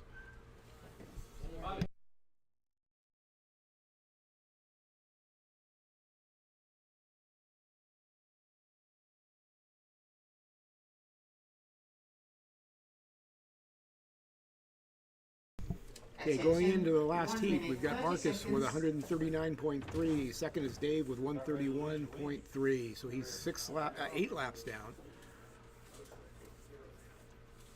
Third place is Ken at 130. So he's less than a lap behind third place. So let's see where fourth is. Fourth is 2 laps down. So Farley and Ken and Dave are fighting it out for the last 2 spots on the podium. Marcus has pretty much got it wrapped up unless something happens, which has happened before. Attention, 1 minute left. The only time one of the SoCal racers came up here and was in a position to win was a while back, and my friend Rick Jocham, who just got done racing HO in Wisconsin, he was in position to win the F1 race, but he blew a gear, I think with 1 heat to go. If you have these NSR inline cars, the gears need to be oiled. Not the gear, it's the gear boss that the 30 seconds. pinion shaft goes into that centers the gear. You need to regularly oil that. If that runs out of oil, it will seize. And once you hear it, it's over. You'll start to hear the noise, and then it's done. Hey, somebody out there.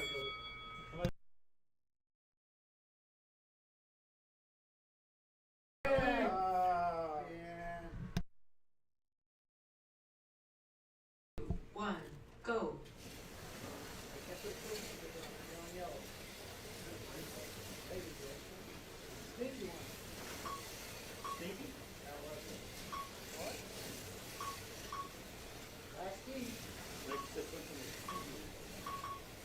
Yeah, him?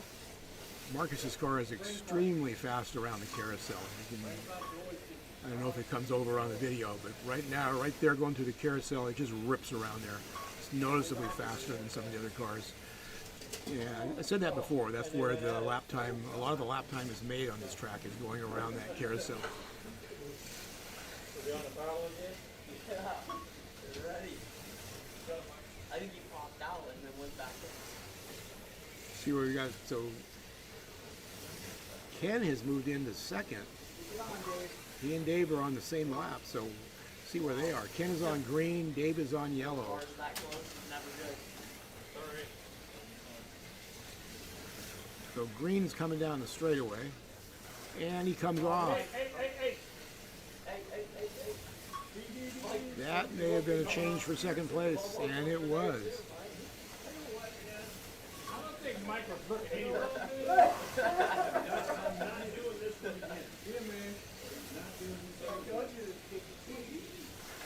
One thing, we just had a car come off, and the marshal didn't notice it. That was Ken, who was in second. Now he's in third. The yelling at the marshals in 30-second scale is different than 24 scale. It can get heated in 24 scale, 30-second scale. It's kind of all in good fun, and it's still serious, but you feel a different vibe at these races. Yeah, I don't mean to throw 24 scale under the bus, but we've seen some pretty serious incidents in terms of blaming or yelling and screaming. We just don't see that here. Attention. So again, it kind of goes back to a lot of these racers race at home tracks, and if you start yelling and screaming at corner marshals at home tracks, you just may not be invited back to that track anymore. So it's pretty much kept in check, and it spills over when we do race on the commercial tracks. So that is obviously an opinion.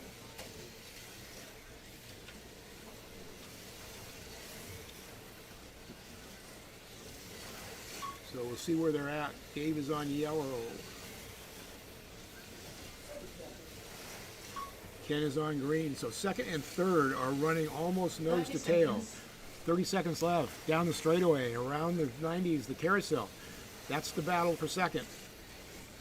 Car coming up between him is Marcus, and he's well out in front.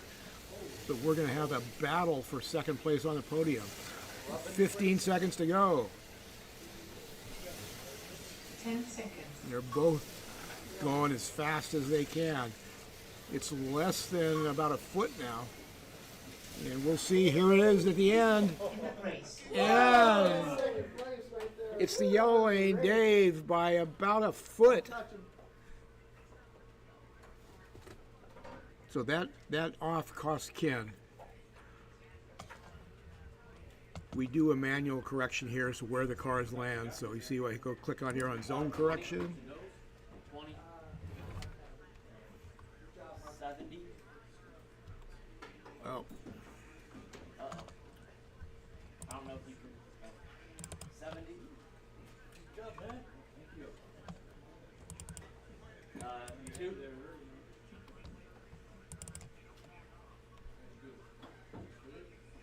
87. 71. And 66.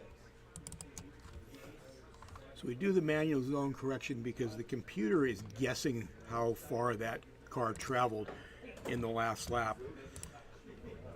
And then we actually go on and manually enter that, so it's absolutely correct. Shake. So you saw the difference there in second and thirds. 157.71, 157.70. On the track, if you are out there, if the camera's on that, it's about a foot. Second to third. I thought he came out right there. Yeah, I thought it was right. That's why Fourth was Farley at 156.6, so he was only a lap back. So that battle for second and third went down to the wire. Ken had the one off, which cost him the second position on the podium.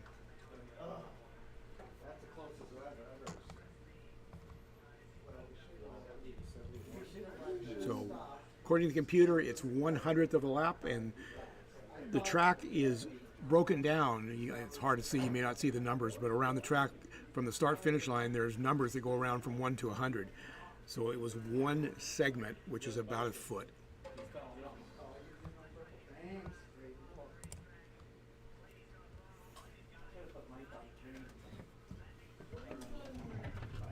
So we'll start the second heat, the expert heat, shortly.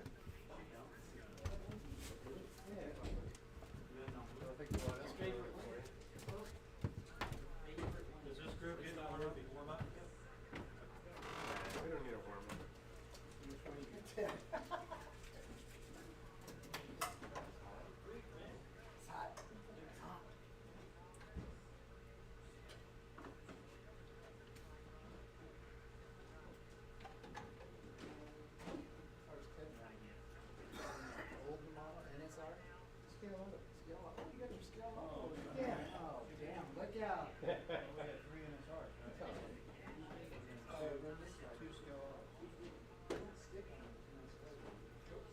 Okay, if you just raced, we need you to help court marshal, please. Jimmy Joe.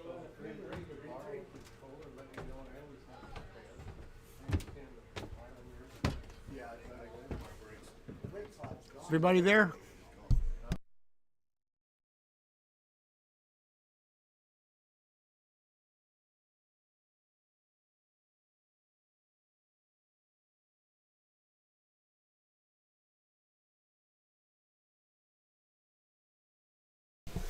Okay, we're giving these drivers a 1-minute warm-up. They got called out.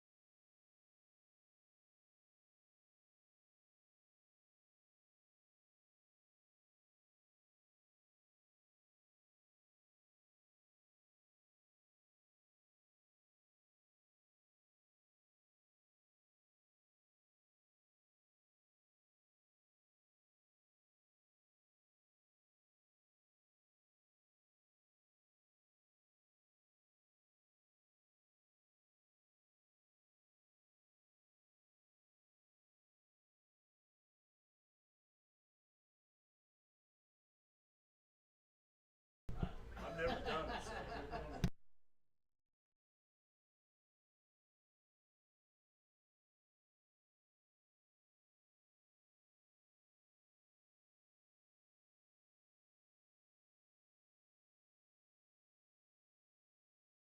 Okay, we're just waiting for one more corner marshal. Give me the key. The track calls are done down on the track, because I can't see from up here about a third of the track because the monitor's in the way. So usually the person that's standing on the lead-on has a remote track call button. So that's where the track calls come from. I don't have to pay attention, quite frankly. Here we go. 3, 2, 1, go. Looks like Ted's out to the early lead.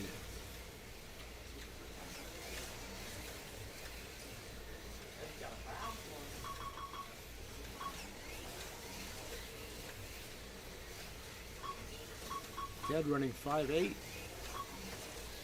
You got Ted followed by Braden and then UPS Mike.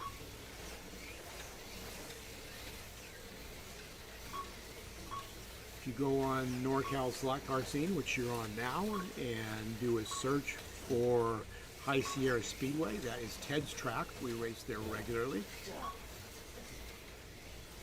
Looks like, oh, no, orange lane's a lap down. Braden's staying close. UPS Mike is staying close. Braden just needs to stay close because he is on the slow lane, but Ted's right on the next lane, so Ted is not on one of the faster lanes either. And he's tearing at Braden with a 5.7, Ted with a 5.7. Everybody else is in the 6s.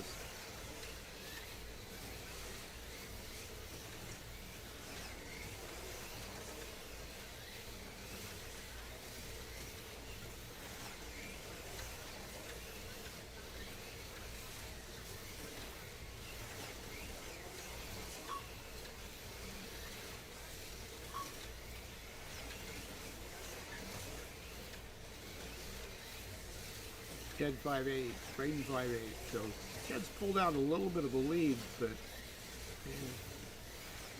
not very far. About the length of the front straightaway.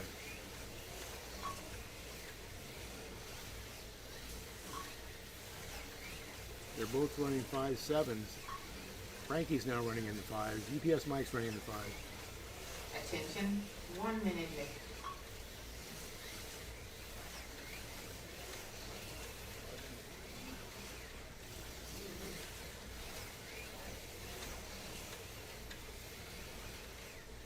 Ted has the fastest lap at 5.72.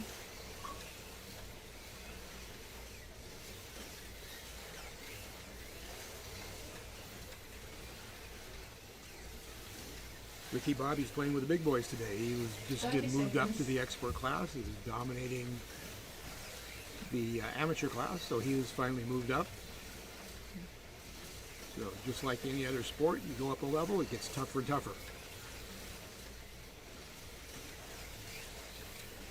So it looks like Ted now with about a half a lap lead. 10 seconds.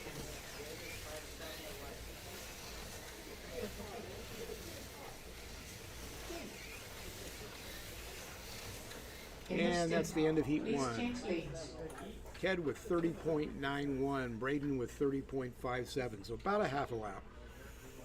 Third place Frankie at 29.74. So he's about a little over a lap down to Ted. So we've got two cars on the lead lap, and the two cars in first and second were on the slowest lane, so that does not bode well for their competition.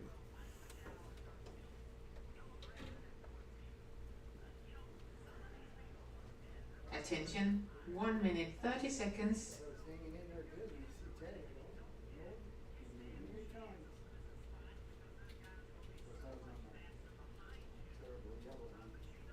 Still that? How about your second and thank you.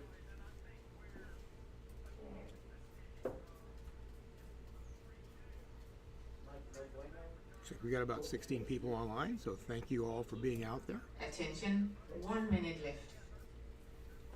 After this race, we'll be having the second race ever of the hypercars, which are all the scale auto hypercars. Stock motors, open gears, not an open chassis, but you can run the different stiffnesses. Most all the classes here are open wheels and tires within some dimensional parameters.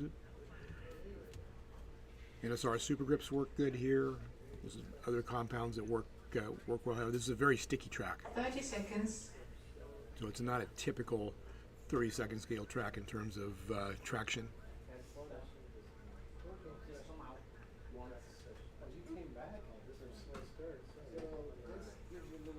So we'll see what's going to happen now. Braden is going to green and Ted is going to blue. So Ted's going to one of the faster lanes.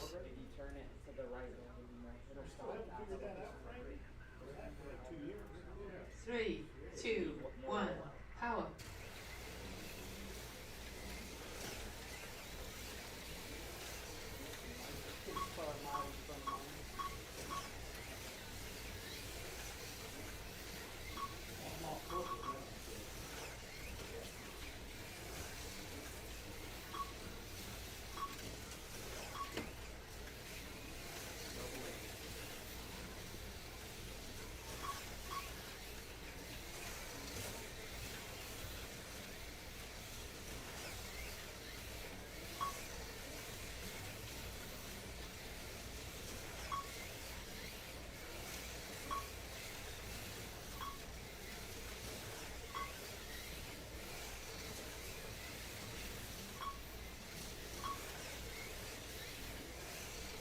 Ted's out in front on the blue lane, the red car going down the straightaway. Still running an extremely clean race.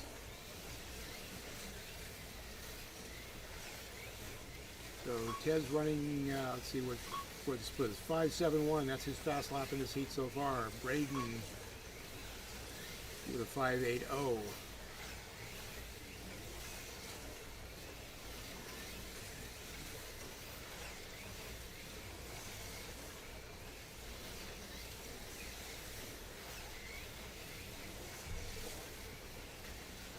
Braden now with a 5.6.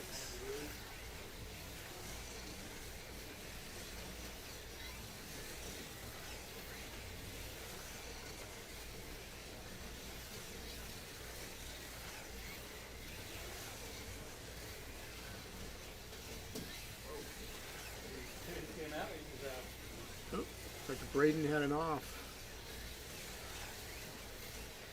Yep, that lost him about 2 seconds. Attention, 1 minute left. Braden's car getting a little bit sideways in the keyhole.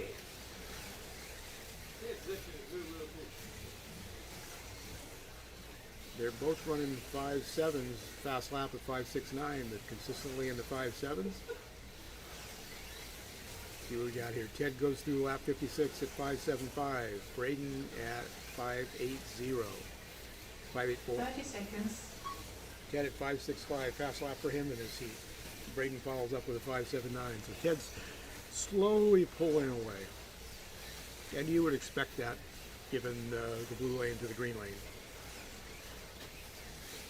If you look at the track records over on the right, you can kind of get a relative idea of the speeds of each lanes.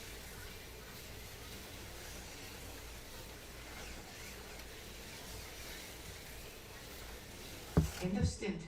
Please change lanes. So 2 heats in, we've got Ted at 62.09, Braden at 61.3. So not quite a lap back. Third is Frankie, fourth is UPS Mike, fifth is Kiwi Mike, sixth is Ricky Bobby. Almost got four.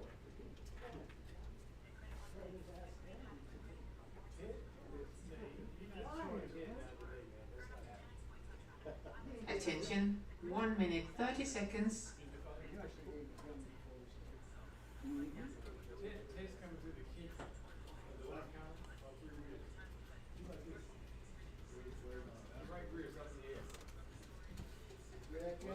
I need to give Honda a call. I need more power.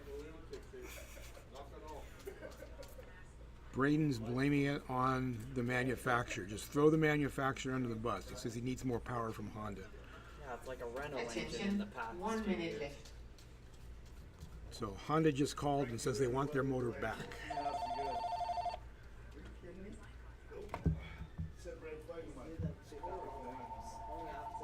That's Honda calling right now, Braden.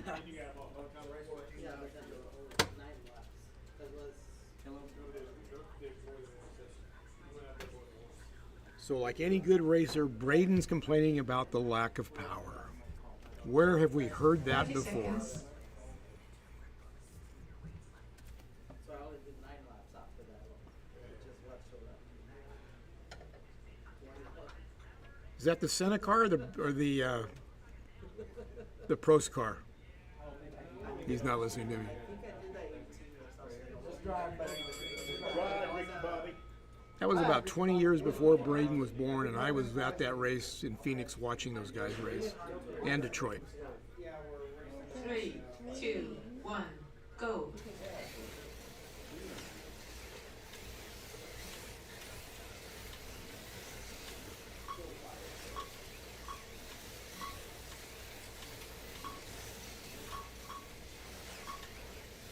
If you want to throw some F1 trivia out there, currently there are 3 F1 races during the season in F1. Miami, Circuit of the Americas, and Las Vegas. Many years ago, probably in the 80s, was one of the other times in history where there were 3 F1 races in the same country in the same year. So if you want to think about that one, where those 3 races were in the 80s, Go. I'll just throw that out for you. I'm pretty sure I know the answer, and I'm sure somebody will correct me if I'm wrong, but think about that for a minute. The last time there were 3 races in the United States, what were the circuits? I don't know, Bruce Works, Shake and Bake, or him.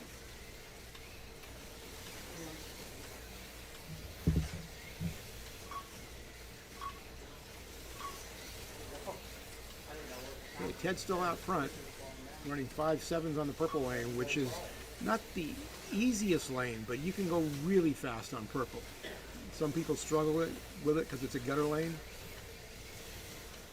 But Ted running 5.6s. See where Braden is. He's running 5.6s also. So it's still about, looks like 2/3 of a lap between first and second.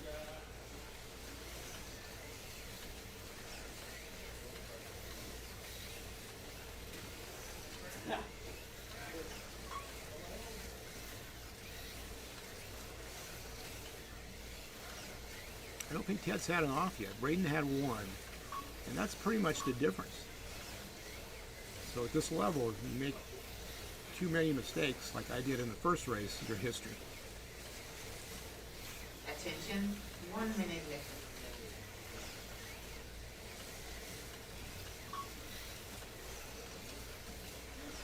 At this level, you're pretty much 1, maybe 2 offs in the whole race.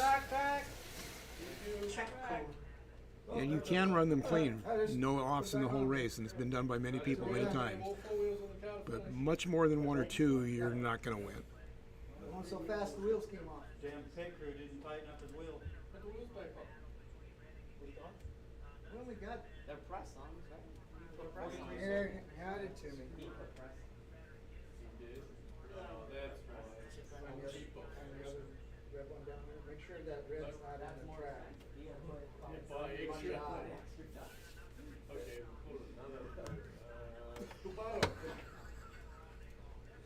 You had spacers on there too. You lose those? Did I get the spaces back? I did. You did? Oh, we did get them back. Shit. Damn it. Found spacers. Was there a slot somewhere? Thank you. Do it again, you're disqualified. 3, 2, 1, go.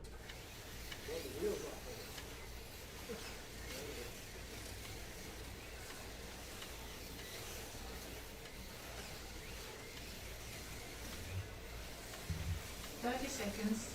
30 seconds left in heat number 3, so we'll be halfway through in about 30 seconds.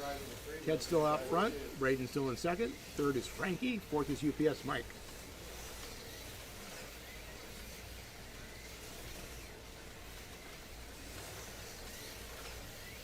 Seconds.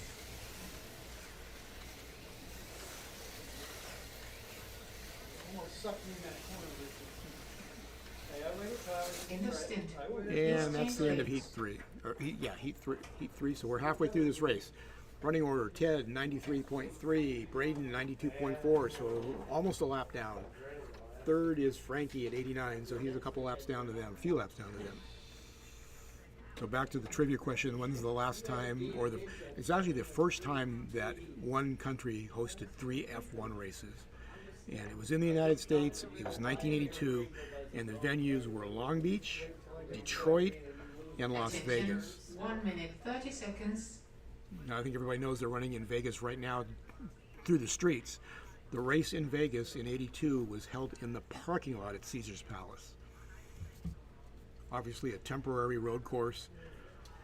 So all 3 were temporary road courses. Long Beach Grand Prix, Detroit was through the streets, Long Beach was through the streets, and Caesar's Palace was through the parking lot at the Caesar's Palace Casino. And who won those races, Jim? Attention. Braden just 1 asked me minute who left. won those races, and I have no idea. I believe Senna won the Detroit race. I think Piquet won the Caesar's Palace race. I know they've won those races. I'm not sure about '82.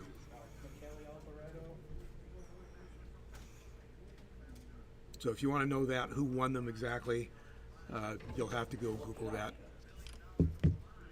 I was not that specific year, but I've been to the Long Beach Grand Prix when it was Formula One, including the 30 very seconds. first one in 1976, Been to Detroit street course. I've been to Phoenix to the street course, but that came later. If you want to start thinking of F1, all the venues that have been run by Formula One in the United States, it's a pretty big list. You know, Watkins Glen was the big one for a number of years.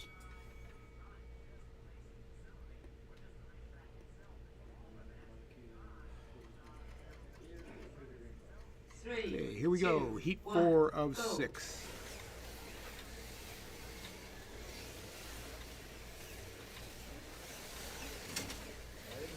You did that. No, you did that. You did that. You did that. I see how you roll, Frankie. If you're younger, you know the Long Beach Grand Prix is still happening, and it's an IndyCar race, but for quite a few years it started as a Formula One race. And at that time it was Watkins Glen and Long Beach as the two races. And in that 1 year, was the first time one country has hosted 3 F1 races. There used to be a rule that you could not have more than one race in a single country unless they were separated by, I believe it was 1,500 miles. So that kind of let the United States and some other countries have more than one race. Now, occasionally there's more than one race in one country. San Marino is technically its own country, so San Marino is in the confines of Italy, so there's a little technicality there. And in the pandemic years, we actually had a couple races at the same track back to back.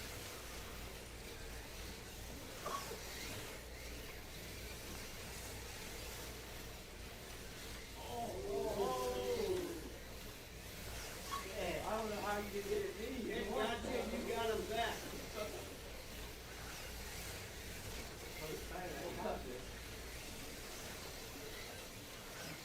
And if you're local to us, you want to go some more trivia, try to think about what 2 circuits hosted Formula One in California. We know Long Beach, they were in Formula One for a long time, but there is one other circuit that hosted an F1 race.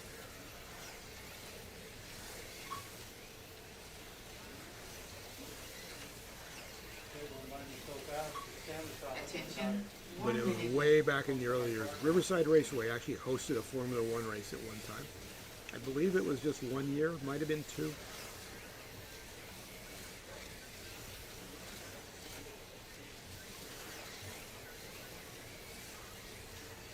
You got Ted on yellow, Braden on purple, so they're running side by side, but they're about a lap, almost a lap apart.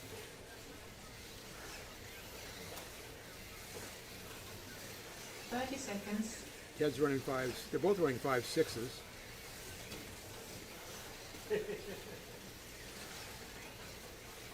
So Ted pulled out to an early lead in the first heat and has never given it up.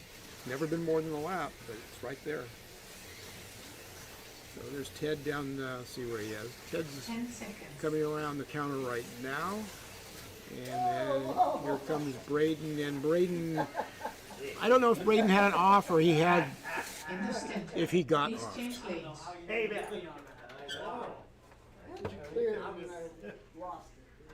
I think I went sideways and I kicked back and got you. And that's what I mentioned 24 scale and 30-second scale. When somebody has a crash or somebody takes somebody out hopefully by accident, tends to be some more laughing. And 24 scale, there tends to be some yelling. So if you want to race slot cars and be serious about it, but have fun doing it, I think 30-second scale is definitely the way to go. Attention. 1 minute, 30 seconds. Oh, it's Frankie then. Latham House. I thought Latham House was there. So it's Frankie's then. What is it? You're sticking.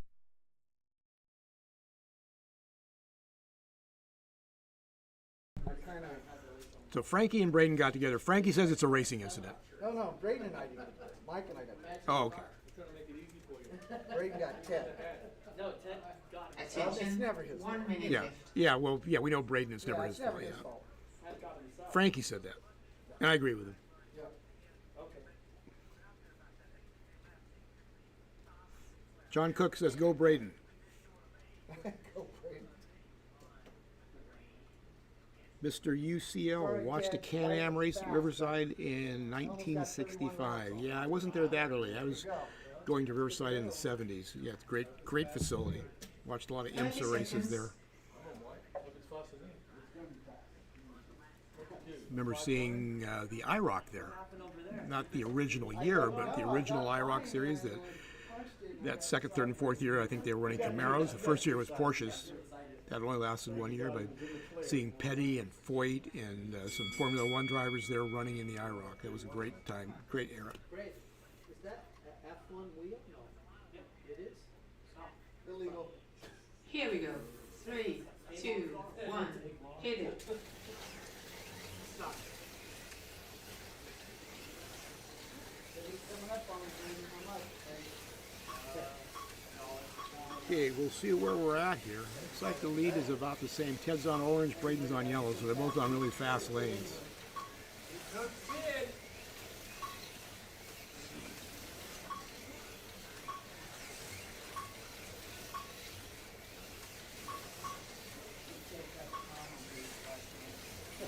So it looks like about 2/3 of a lap between first and second, which has been pretty steady. The half lap to 2/3 of a lap, pretty much the whole race.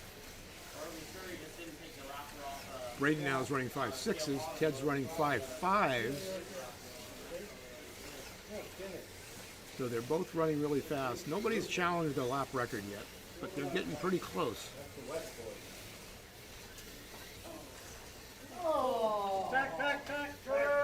Track call. Okay, Ted had an off, and that's going to put them nose to tail almost. That Frankie's car? Yeah.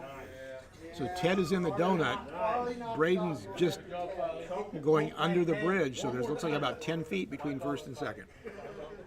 3, 2, 1. Go.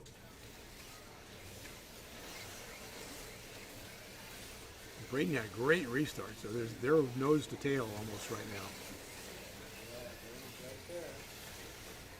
Ted's car gets loose going over the kink, so we'll see if he can pull it out again. Ted with a 5.7, Braden with a 5.7, Ted with a 5.7, Braden with a 5.7, so they're matching lap times.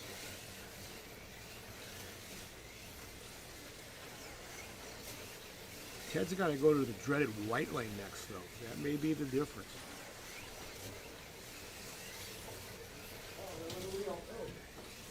That Braden has to go to the white lane in the last heat, so they're both going to have to run the slow lane. Take it off. Take it off. I launched the wheel. Frankie hit him so hard. Well, I'm gonna go between my ties in if we're gonna put the wheel on. Yeah, go ahead. Frankie's destroying my car. Go ahead. Calm out. Frankie's being a beast, man. Go ahead. It's like UPS Mike's car lost a rear wheel. 3, 2, 1. Go. So they're the leaders down the straightaway. Orange lane, red car. Yellow lane, white and red car. Marlboro livery. They are pretty much matching lap times right 1 now. minute left. So it may come down to who makes a mistake.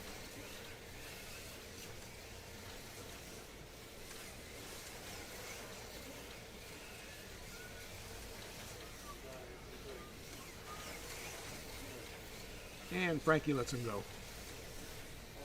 Sportsmanly thing to do.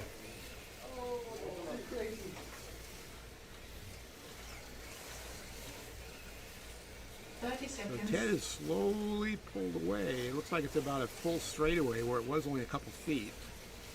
Got 20 seconds to go in heat 5.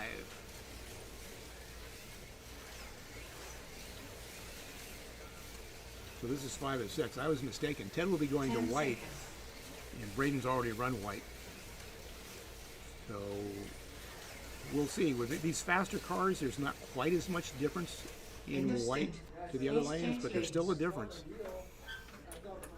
You can see the lap records on the right, the lap record on white. I mean, there's only a 1/10 of a second difference between the fastest lap record and the slowest lap record. But it all comes down to some people can't drive those slower lanes as fast as the other people. So we'll see what happens going into the last heat. Ted at 155.1. Braden at 155.01, 1/10 of a lap. Third place is Frankie at 148, so he's 3 laps 1 minute, down. 30 seconds. Fourth is Kiwi at 142, so the podium is pretty much settled. The order is up for grabs, obviously first and second. Frankie's not going to catch the leaders, and fourth place Kiwi Mike's not going to catch Frankie. So Frankie's got third place on the podium, barring anything unforeseen.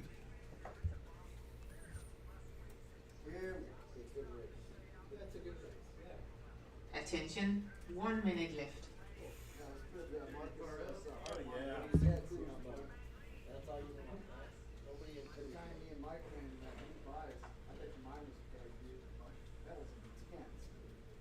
Frankie, before the rim and tire off and the grub screw was real tight. It was still tight. Yeah, I mean, I couldn't get it on the rim. It just took it right off. That's wild. I don't even know how that would happen. And Ted is on white, and he is right in the middle of the donut. Braden is right behind him. You never know. The bounty on Braden, and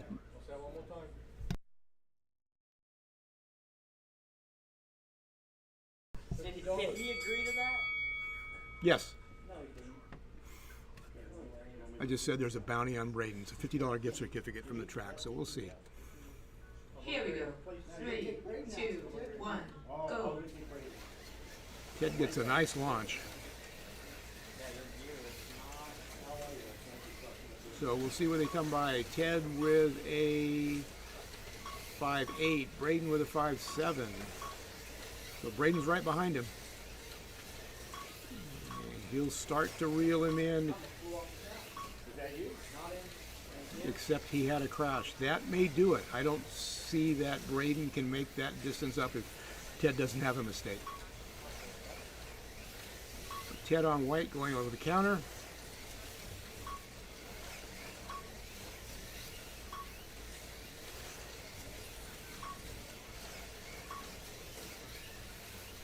So it looks like about a half a lap lead.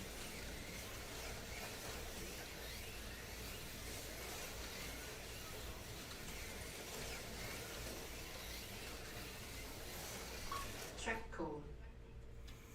So Ted is just going under the 3, tunnel. 2, 1, go. Braden's about a half a lap down. So I don't want to jinx him, but it's kind of Ted's to lose right now. Just maintain. You know, this has all come down. We talked about racecraft before. Controlling the lead. You don't have to go 9 or 10 tenths right now. You can make him try to make a mistake. Just run a nice smooth white. So Ted with a 5.9, Braden with a 5.78, so a little over a tenth picked up that time. Ted with a 5.7, Braden with a 5.6, so another tenth. 5.8, 5.6, so 2 tenths. So he's closing the gap, but there's only a minute to go.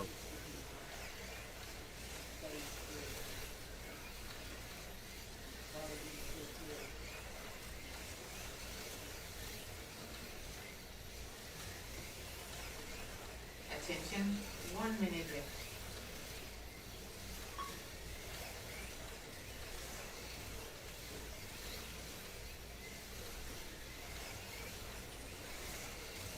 When you're trying to run a pace like this, sometimes if you slow down, you make mistakes. Just want to keep in your rhythm.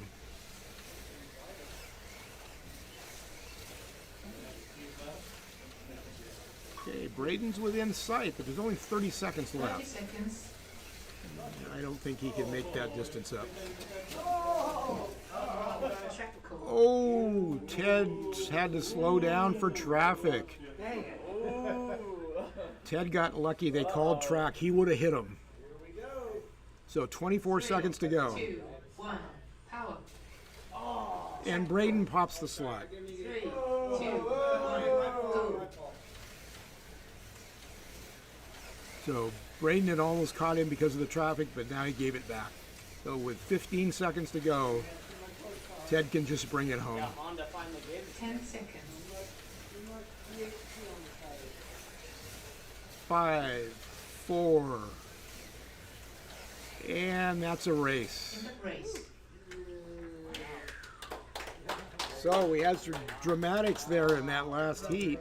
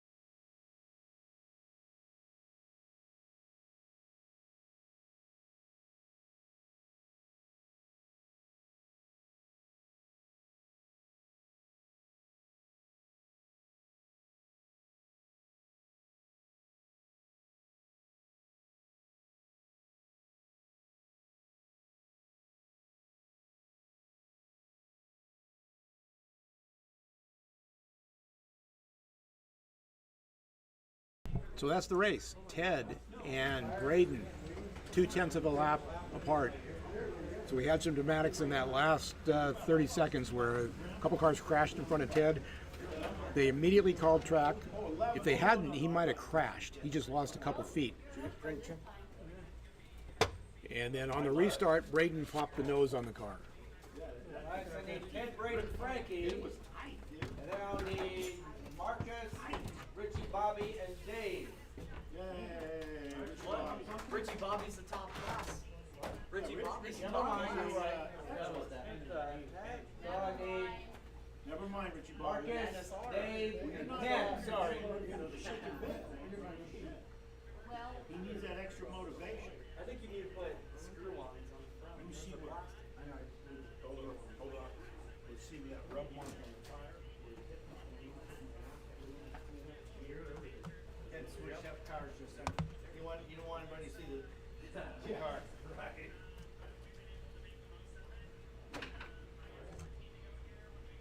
Good job, Ted. Yeah, a lot of Ted's finally getting to I'm see just a lot. happy you beat Braden and Frankie. Well, I don't care about me. F1, dude, I don't, just so. No, I was barely squeezing the trigger over there, and I popped out. Yeah, He's like, oh. You had a shot at him there. Okay, and then what did I say? Whatever I said, that's what we need now. Whoever hit the track button, Ted, you need to get him. Marcus, Dave, Ken. I saw him come out around the track. It's a mid hitter. Well, I had stopped, but yeah.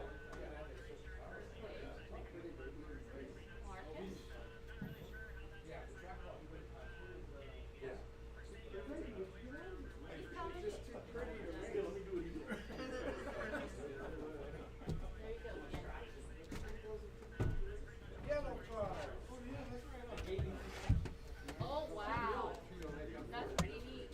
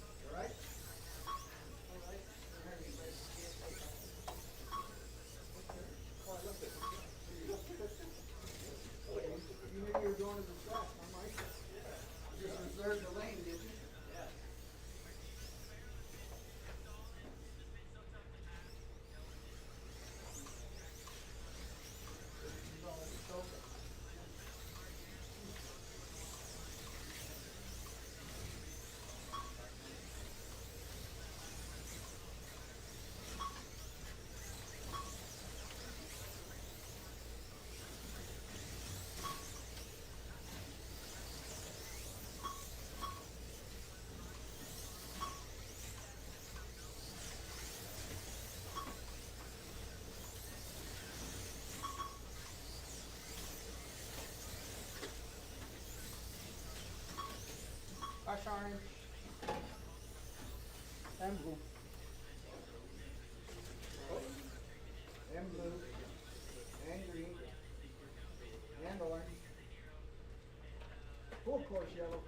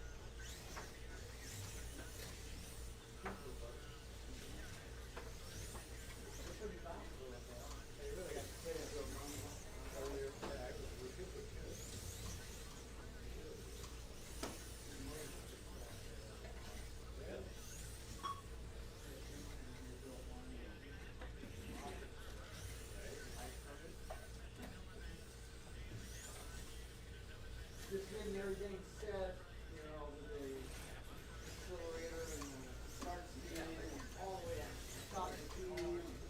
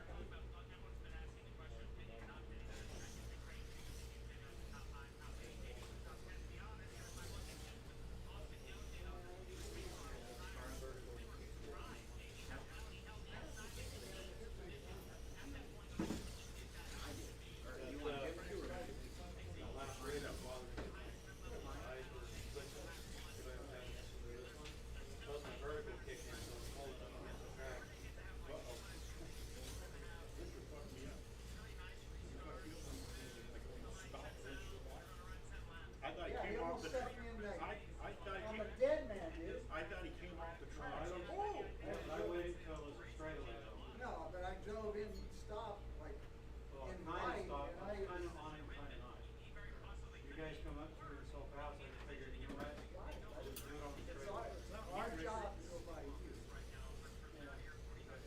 just feel like sometimes You don't feel I like would thought somebody raced. Yeah, down in the hole, I got sucked into that one. The hole I won't stop. I won't stop. I'll roll. Richard, the Hypercar, right? I came on the lead. Racing Hypercar, Richard Richard? was about there. Okay, I got it. By the time I got the guy, he was still there, and then he dead stopped. And I don't know how I got around the corner. But like I said, you know, oh my God, so far in that corner.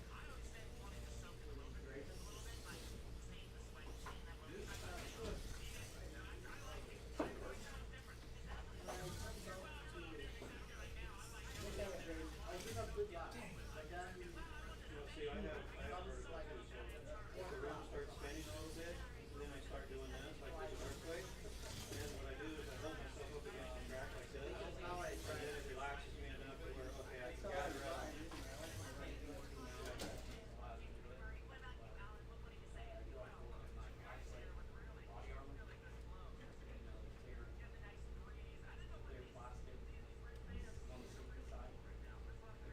It's just You had a good damn race today, but that you're sort of freaking fast. No, you need to put it under here. You're gonna put it under the Look at the difference, you came home in one piece. You had fun, you had a smile on your face, you raced, you guys had fun.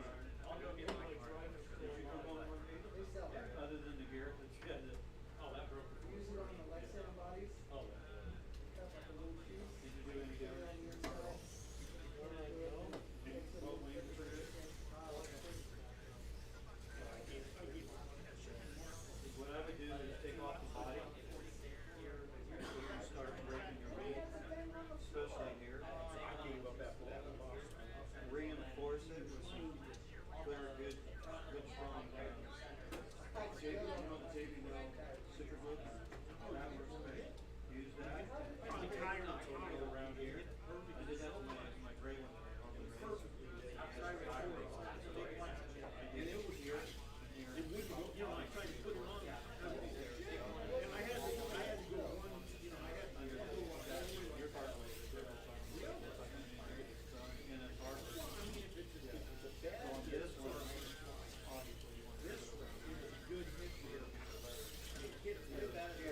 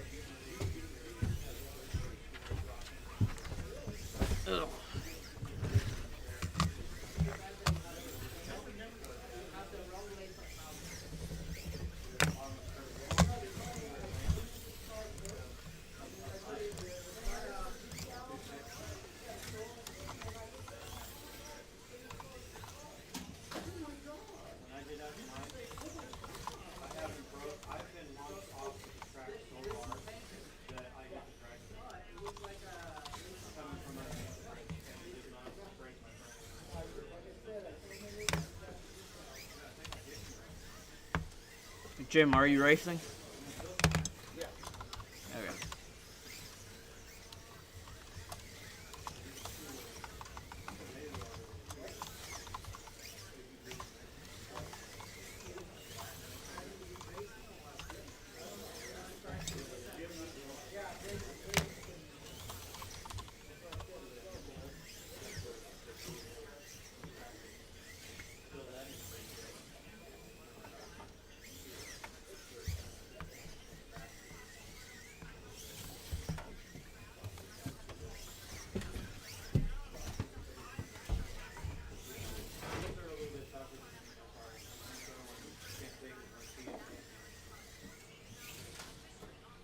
I have one myself.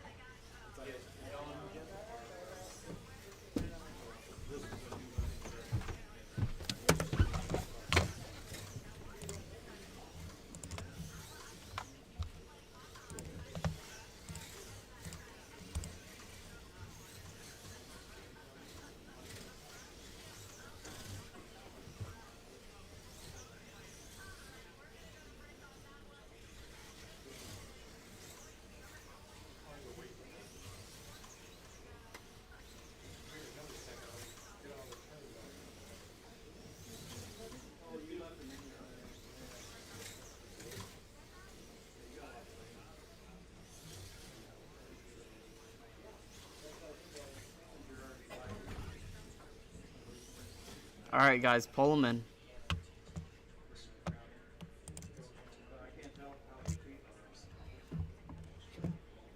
Hypercar. Hypercar lineup is up. We got Ken on white, UPS Mike on green, Kiwi Mike on orange, Marcus on blue, Jim yellow, Farley purple, and on deck is Ted.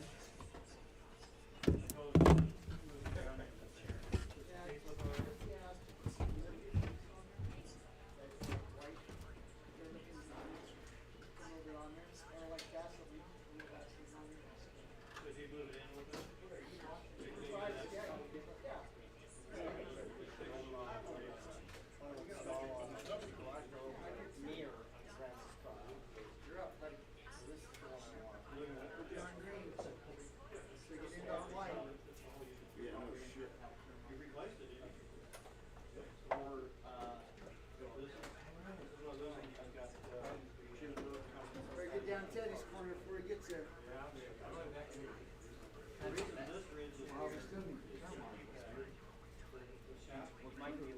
We're pretty limited as it is. Mike, you get to set the tone. You get to set the laps. The laps to be. You do? You're gonna be fine. You're gonna be fast, Ricky. Go fast, Ricky.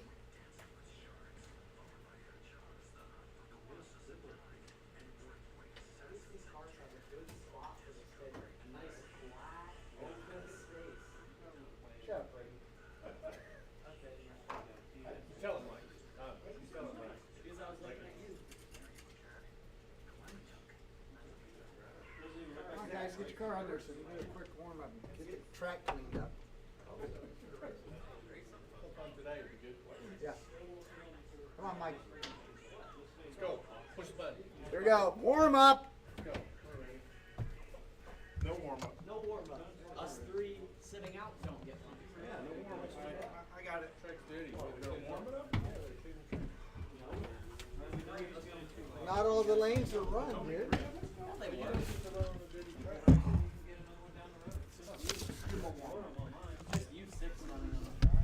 Here we are. We're deciding if we're going to give a warm up or not. Oh, we are giving.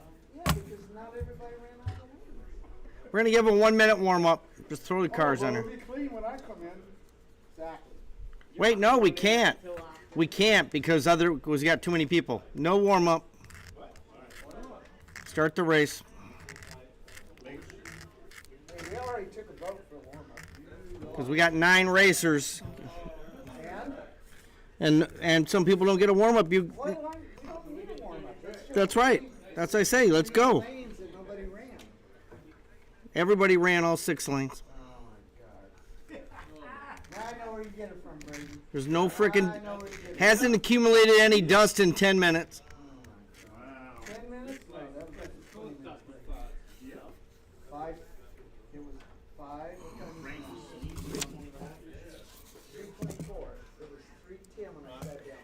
And it was 3:22 when the track got set up. 2 minutes. 8 minutes. 2. Here we are, we're arguing about warm-ups. No warm-ups. As owner of Motown, I determine no warm-ups. It's clean how you get on the track. Impeach. Boycott. Don't need no warm-ups. We don't. Take over the ship. Mutiny. Exactly, we don't. Grandpa's going to have to go. Yeah. Does Richard help? Drivers ready? Wait! We don't. Turn marshal. Turn marshal! Turn marshal help. We need turn marshal help, please. You're gonna get kicked out from up there probably. We got plenty of friends of Motown that are willing to turn marshal. They're leaving. Not anymore. Not like Braden's got to go. Here we go. Sorry. All right, here we go. Fine, guys. 3, 2, 1, go. Bam. Wow, we made it. Sorry for yelling in the mic. We were having fun. We are racing scale auto hypercars now. That's what we race. That's our brand and type we race. We can race any of these scale auto model hypercars. There's actually one of the BMW hypercars out here that on paper shouldn't be released.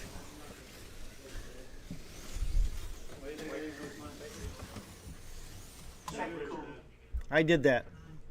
Is it something you can fix real quick, Marcus? No. No?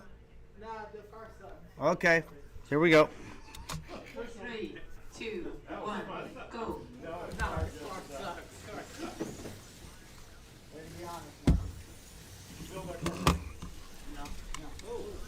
Track code. Ken got confused there. He's like,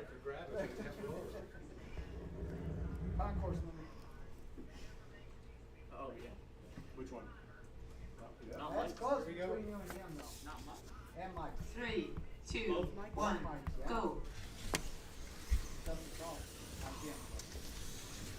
Can't have three cars.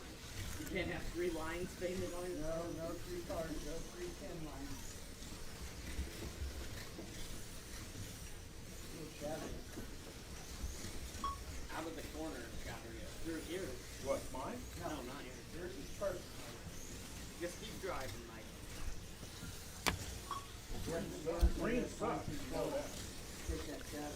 Huh? It doesn't have that fine. Looking at the lap times, we're already in 6 zeros. I expect us to be in the 5s shortly as people get warmed up to the track. Oh! Hit me 3 times. Track. You know you can hit the button too, right? My hands were up here. But you can hit it. I could have. Does green go back? Yeah, I didn't get one. I don't think I got one either. You did. White. Okay. Plus 1 white. Plus 1 white, okay. Plus 1 white. Plus 1 white.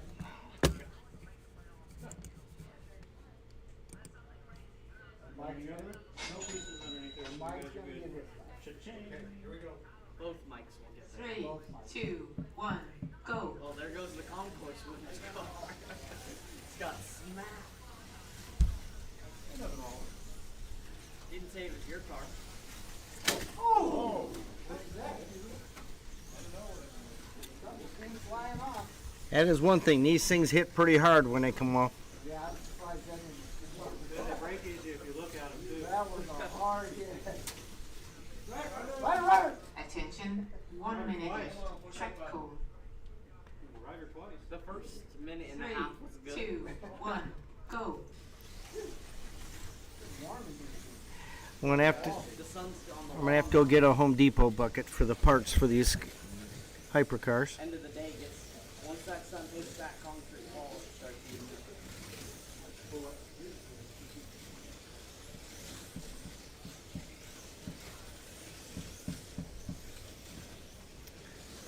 Trying to let the race develop a little bit here.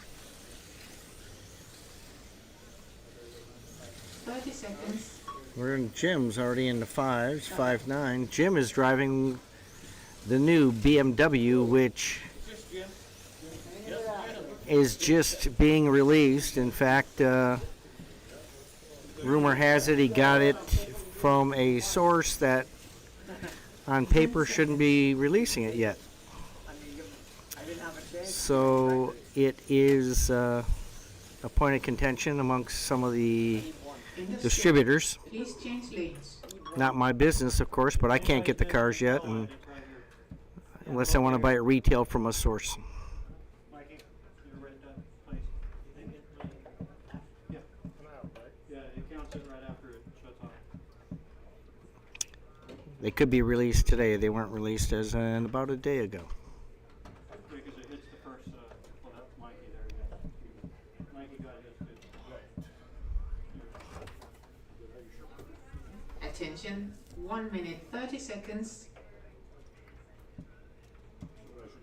Yeah, because it's labeled green.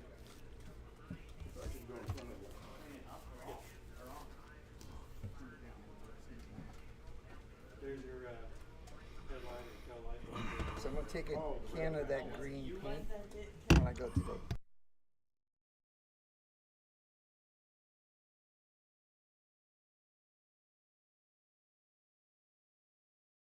Minute left.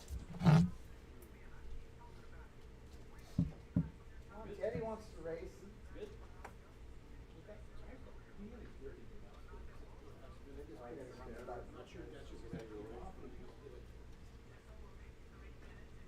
Still got the button in your. Minute left.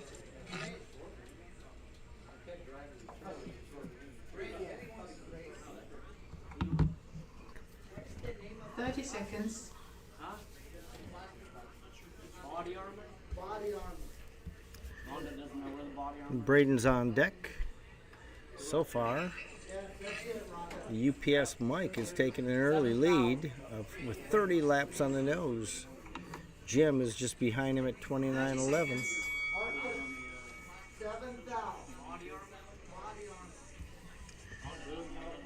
Braden's on deck.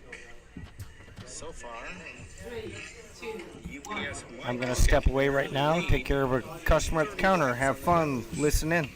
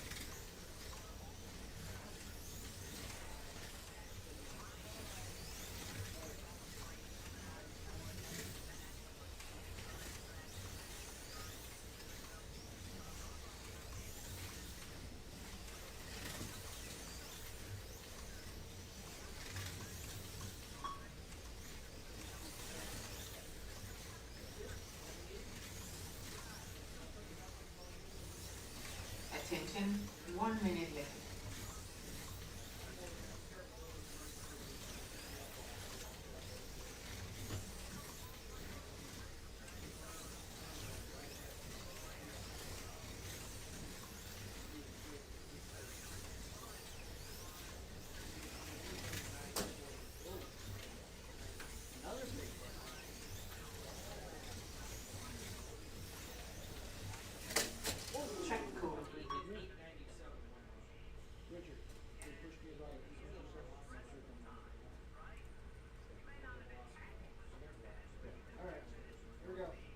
Here we go. 3, 2, 1, go. 30 seconds.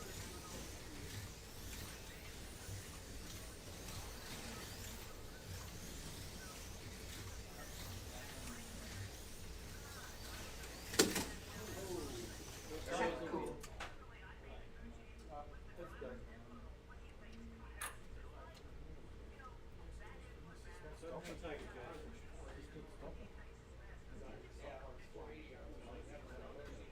Probably a red space or something. Yeah, space or something.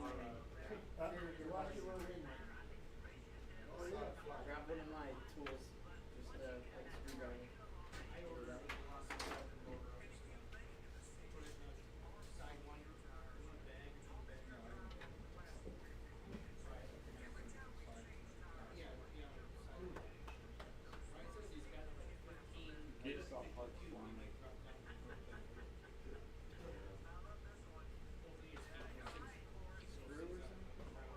Red spacer in the front.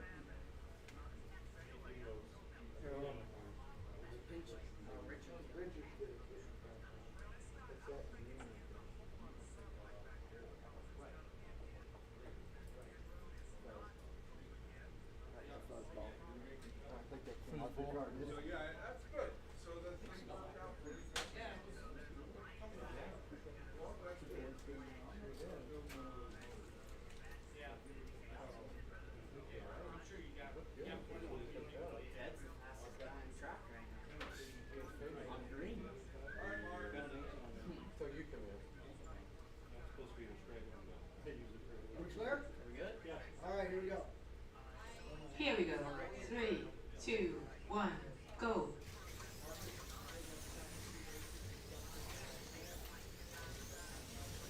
10 seconds.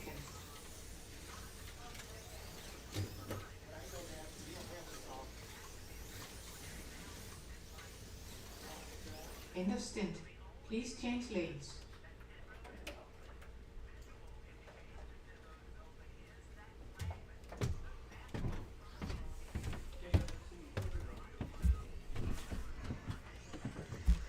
All right, Motown Mark, I'm back here at Motown Raceway.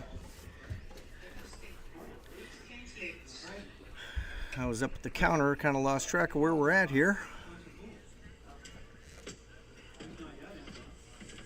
Looks like UPS Mike's got Ted by a little bit, or Jim by a little bit. Motown Mark, I'm back here at Motown Raceway.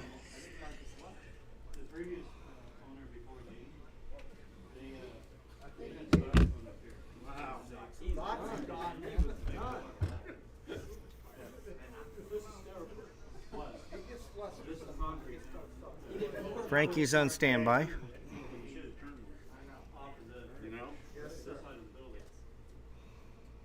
Attention, 1 minute left. That's alright, we got Keely Mike.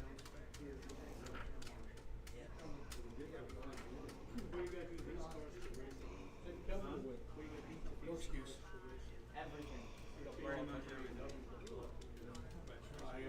We're going into our third heat of 9.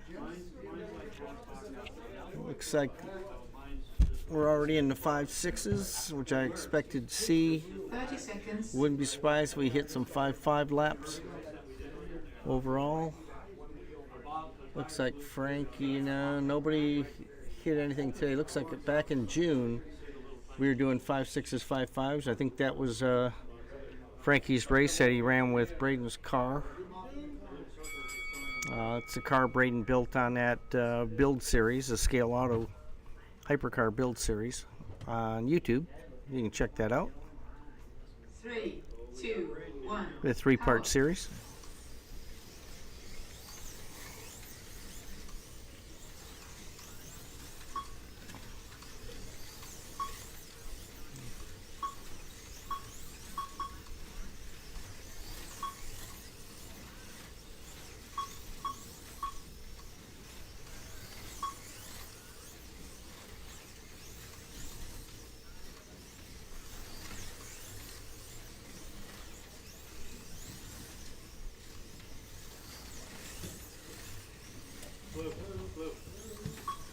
Braden's trying to get by Jim there. Looks like he did. Braden's on green. Jim is on white. Yep. Jim got a little loose there. Track call. Was that Braden? I'm all the way over here. That was Kenny. Doesn't matter, Braden. You still called it. You're half a track away. You caused it. I'm all the way over here. I'm gonna get a Home Depot bucket for all the pieces of these. We sell body kits. These cars sure do break pieces of. Actually, we don't sell body kits for these. Scale Auto does not. I don't believe make a body kit for these. They should, because these cars have a lot of little fine points on them that are not conducive to extended racing operation. Yeah, two-piece bodies, yeah. And they are two-piece bodies. Front ends of these are loose. They screw in. Hey, don't be looking back there. You got a shovel? Secret I want to engine. make sure you had your taillights painted red, but that's came from the factory line from the red miles away. Secret engine in the back. Still won't be Alright, I think we're good. Good, Richie, Bobby? These hypercars, there's a lot of adjustment you can do to them, 2, 1, go. including different pods, offset pods, etc., etc. And it gets down to what works for you.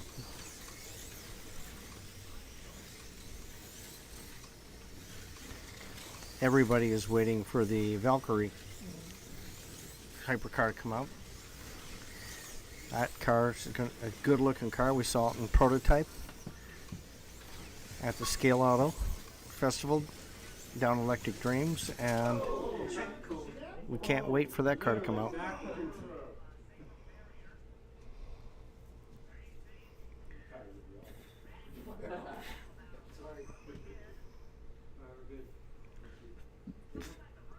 we go. 3, 2, 1, go.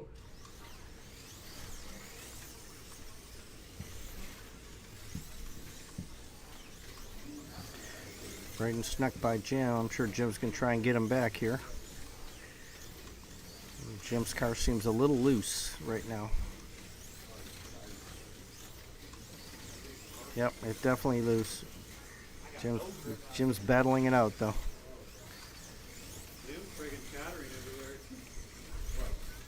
Jim? Right now, Ted though is in the lead this heat.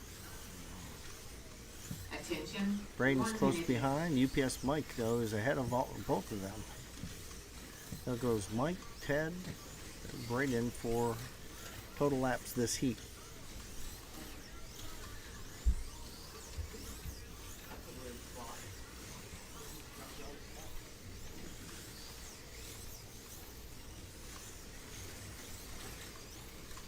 Ted's on blue.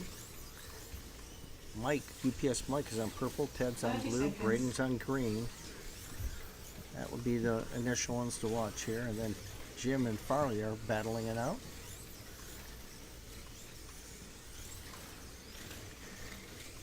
I know Jim wants this heat to end so he can clean his tires. 10 seconds. Yeah, definitely something going on.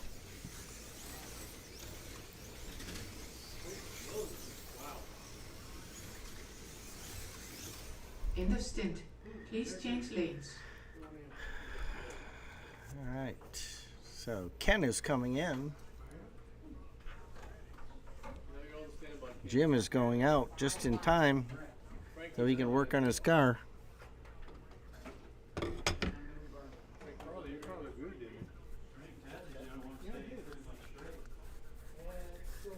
Still a little, it's got a little bit of it, so it's not as bad as Attention. 1 minute 30 seconds.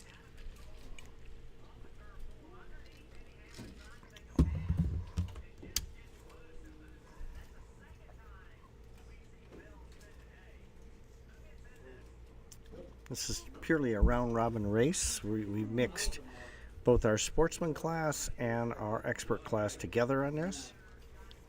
And luck of the draw by computer sets up the heats. We run Attention. 1 minute. Although we have an 8-lane track back here, we run the center 6. We feel it,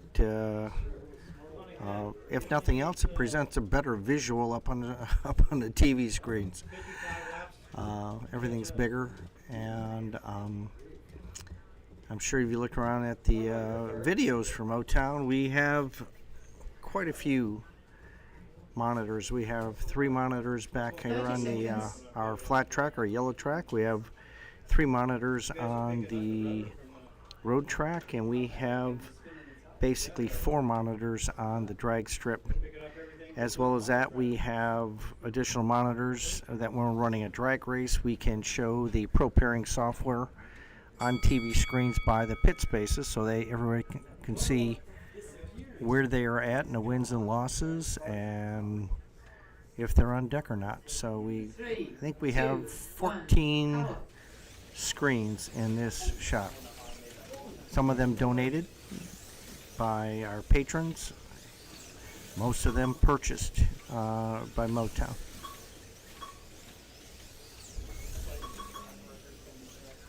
Thank God for Black Friday ads.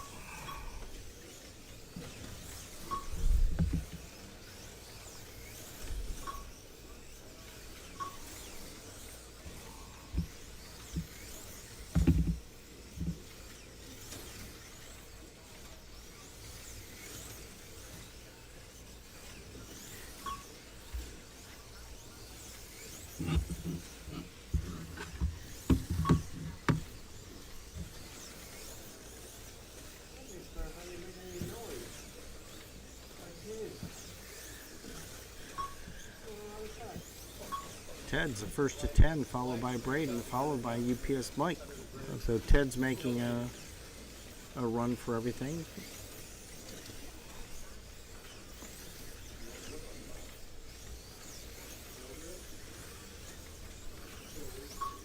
Ted's 29 laps off the lead. If you look at that, that's what he will need to achieve right now to get ahead of UPS Mike. Braden's at about, let's see, he's what, 60 laps down. He would need a 30 pace to pass Mike right now.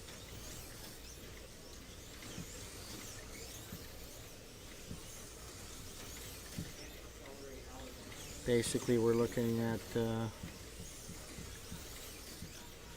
everything here. 1,809, 90 laps. Frankie would need to be on about a 30 lap pace per heat to catch Mike.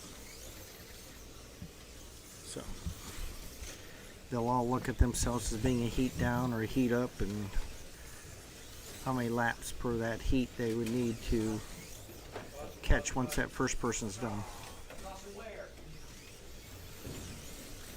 That was an unfortunate.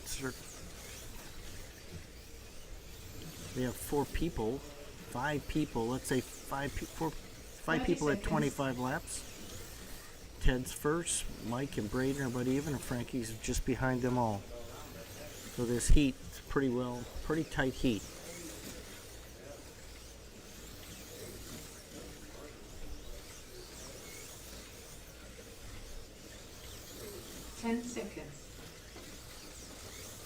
UPS Mike and Ted are battling it out. They're on yellow and purple. End of stint. Please change lanes.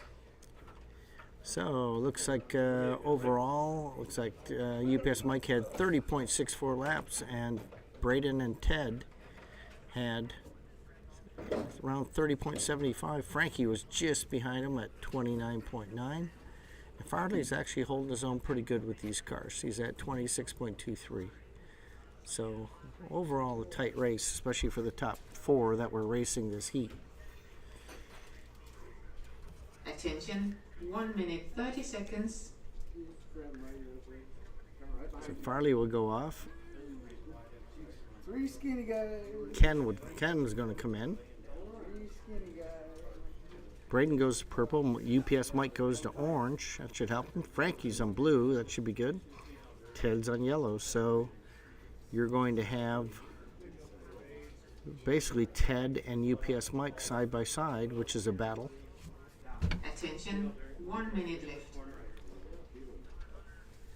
I'm sorry. Never mind. Forget that part. We're going to have Ted on purple, yellow, Ted on yellow, Braden on purple, so they'll be battling side by side. Then Frankie and UPS Mike will be next to each other. So those two battle it out all the time, so I expect that to lead to some rubbing the bumpers, if you know what I mean. And 30 seconds.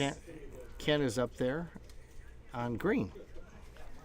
So watch orange and blue and watch yellow and purple for some battles here. Should be interesting.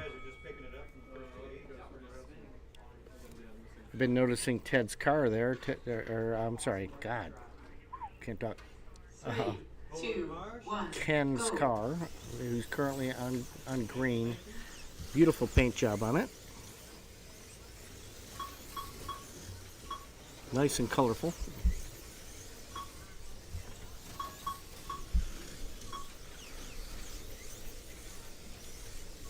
I can't talk today.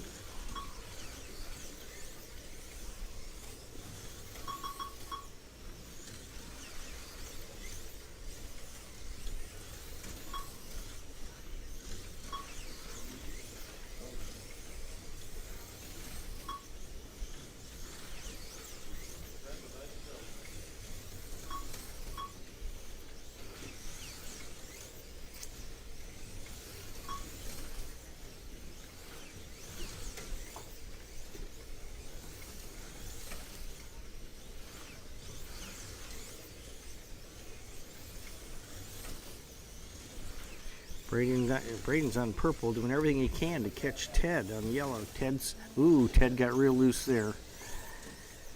That helped Braden catch up a little bit. Yeah, right in that little kick turn. Braden better watch himself next to Ted because he's. Yep, it finally worked against Ted. Or for Ted. Yeah, it knocked. Ted's getting real loose in that area.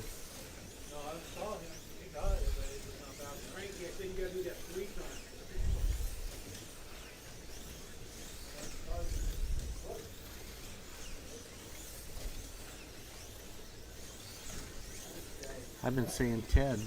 Yeah, it's Ted.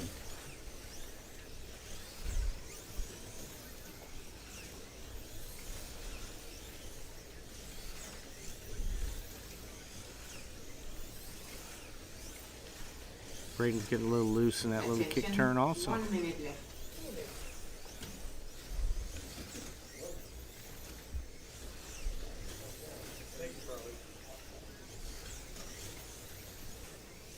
Frankie's on blue. He's the yellow car out there. His car's got a little bit of looseness there, and that coming off the hole there, that little kick turn. Watch his car as it goes, just before it goes under the bridge. You'll see what I mean. 30 seconds. Frankie being on blue. You see that fishtail. Is ever on yellow, better not be next to him. That's Ted on yellow. Ted's going to stay away from Frankie in areas like that.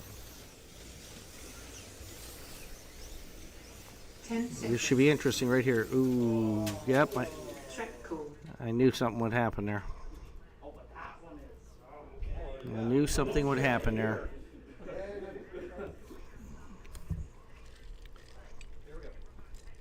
Three, 2, 1, go.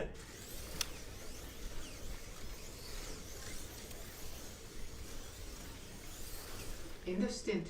Please change lanes. Ted is starting to stretch his lead on everyone. Ted's he got 32.44 laps this time. The next closest competitor was Frankie with 31.23, so Ted stretched his lead for sure.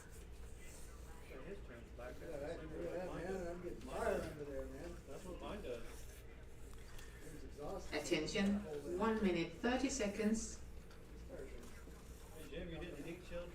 I would say when you look at UPS Mike at 150, Ted at 122, Braden at 91, even Frankie at 60 on a 30 pace. When you extrapolate it out, you would see that they're all going to be pretty close to the same.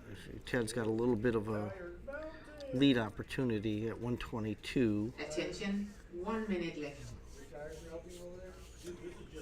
Everyone's got to average 31 and a half laps to get past him if he stays status quo. Whatever he gets, they've got to beat him by about 1 lap per heat. Just got clean tires.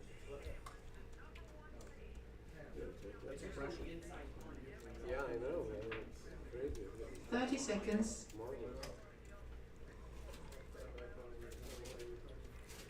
And Ted is going to orange, so that should give him an advantage here.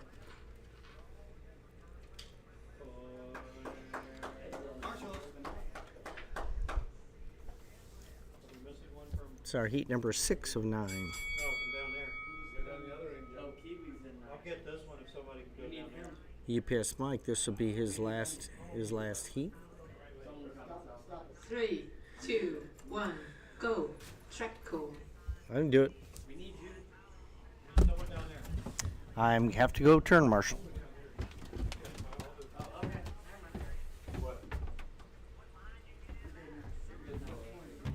Okay, here we go, guys. On back, I guess. 2, 1, go. Here we go. Like I say, this is UPS Mike's last heat. He's looking to get into the, definitely into the 30s.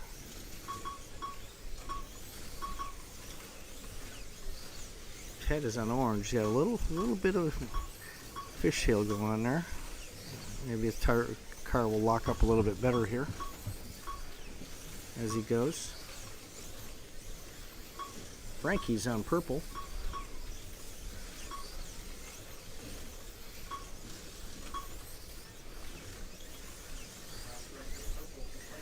So Ken is back in on blue.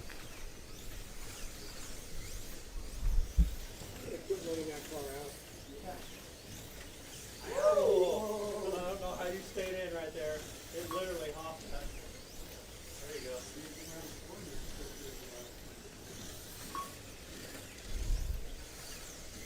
Yeah, it definitely didn't like that downhill there.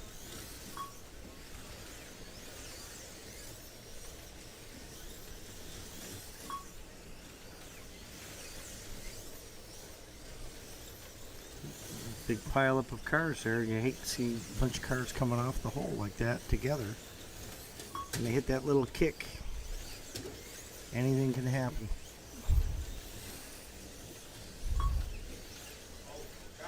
Track call.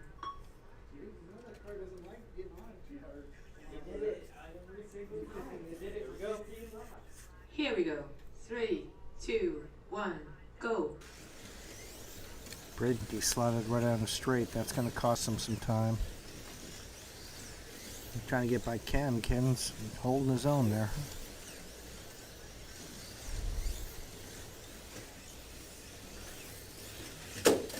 Whoa!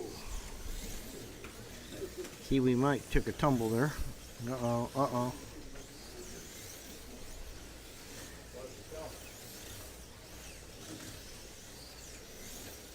Attention, 1 minute left. Track call. I knew you were coming. Alright, we good? Frankie's about ready to get plowed by Braden there. And right in their back. He dislotted and Braden, luckily they hit track. Braden would have smacked him hard. 1, power. Right here, Blue.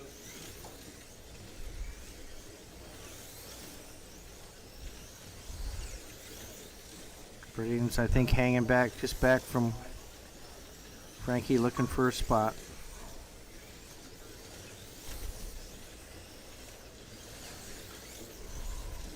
Well, Frankie's actually pulling away from Braden, so that's good. Frankie still got that little bit of 30 seconds. Track call. slide going on there on the back straight 3, kick. 2, 1, go. Ted's just having a walk in the park right now. Braden and Frankie are far enough behind him, he's not worried about him at this point. Ted is on orange. Frankie's on purple. 10 Braden's seconds. on yellow. UPS Mike is going for every lap he can get right now. End of stint. Please change lanes. So Mike comes in. Okay, wait. White. 70.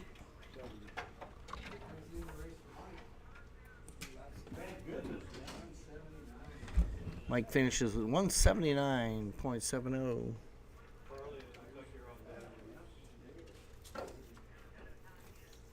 Ted's going into his last heat. Ted's at around 184, 185 1 pace minute, 30 seconds. for total laps.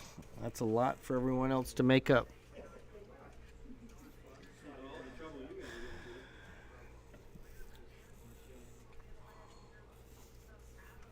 Ted has taken over the lap record on yellow at the 5.557. And Frankie has taken over the lap record on purple at 5.544. Attention, 1 minute left.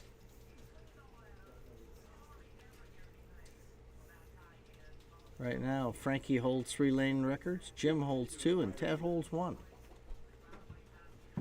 Ted's got to get below a 5.632 on white to take the lane record for hypercars.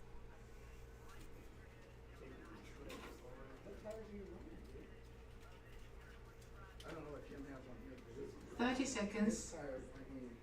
Well, Jim's coming back in. We'll see what Jim can do here. I forget what pace he was on. But we'll know as soon as the race starts. That's a good thing, actually.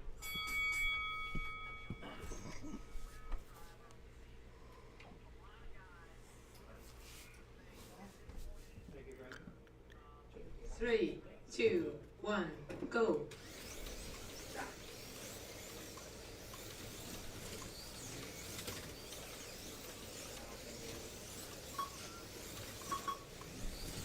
Still hooking great. Yeah, the tires are just right against Ooh, that was a hard hit. Jim took a hard hit. Don't do what I do, Jim. Ouch. New body. Ooh. Rip it off. Back post brake. Rider? Was that a Hope that wasn't a loner. All right, everybody good? Everybody know where their car's at? I think Jim's day is done. All right, let's go. Here we go. 3, 2, 1, power. All right, so we got Ted on white, Braden on orange, Frankie on yellow. Those are probably the 3 to watch right now. And we got Kiwi Mike that's right in the hunt for this heat. And Ken's not doing bad himself. Ken's got 86 laps. Kiwi Mike's got 82. He had a little bit of a problem early on.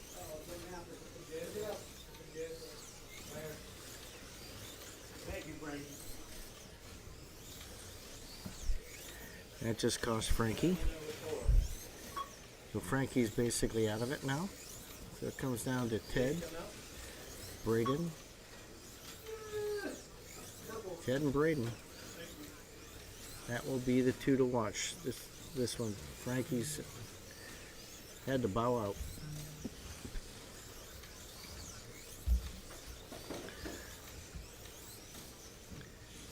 Braden's got a little bit of lead on Ted this heat, but Braden's got a lot of ground to make up.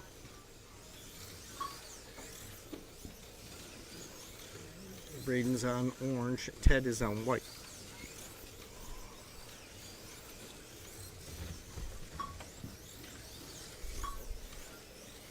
Braden needs to lap Ted to have a shot in total laps. You got to catch him. The last race, F1 race, we had Braden and Ted battling it out. Attention, 1 minute left. Braden was within 2 feet of Ted, and then on a restart after a track call, his car deslotted on the, he jumped. That cost him any opportunity, but Ted's been F1. It seemed like he was. I laughed and I said he's about 1 foot faster per lap. So Braden would lose 1 foot every time he went around. Couldn't escape Ted. Ted never let him by. 2, 1. That was great competitive racing. Ted held off all challengers.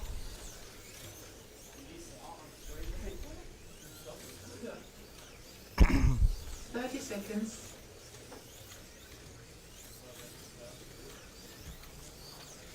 Ted's at 179 right now. Expect him to be around 184.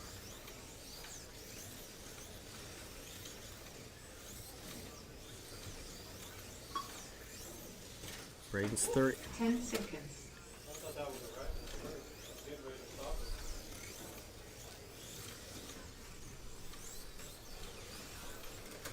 it. End of stint. Please change lanes. Okay, so White. I don't know, man. 63? Oh yeah, you might look at the light. 183. White. 62. 62. What happened, Frank? I don't know. I don't have a controller or something on the controller or what. I just checked the motor. All right, so Ted finishes at 183.62. So here's the scenario. Braden to beat Ted needs 31.38. Right? 31.28. 31.28 laps. Braden just did a 31.35 lap, so it's possible. Braden is going to wipe. Ted just got a 30.62 on white, so You know why? You know what I'm using? so that is what Braden needs to do. Cut on the thing and no, that's why it's doing it. That's happened before. I'm gonna Attention, 1 minute left. These tires are. Needs 31.28 chunk them up. Both my lights should be on. to pass Ted. Look at it. Is it hot? I'm so glad I got a DS control instead of one of those. But we don't Yep. know if it's hot. Oh. It just didn't go over there, right? No, it went under the bridge and stopped. And when you look at it this way, Braden will have nobody next to 30 him. seconds. Jim is off. I have Farley next to me. You need 31.28 to win. Okay.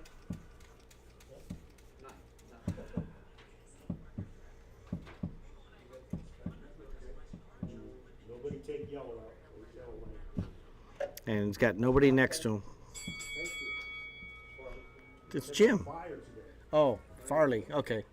I was looking at the other heat. Okay. Ted can't do the whole man.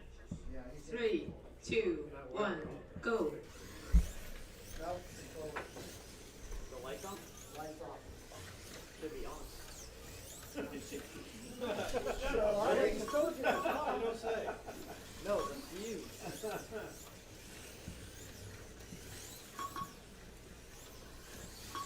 And then there was 3. There's bones like flies. today. Jim might be coming back in there slowly. Without a wing? And then half the other side off. Huh? Oh, cord? It's under the track.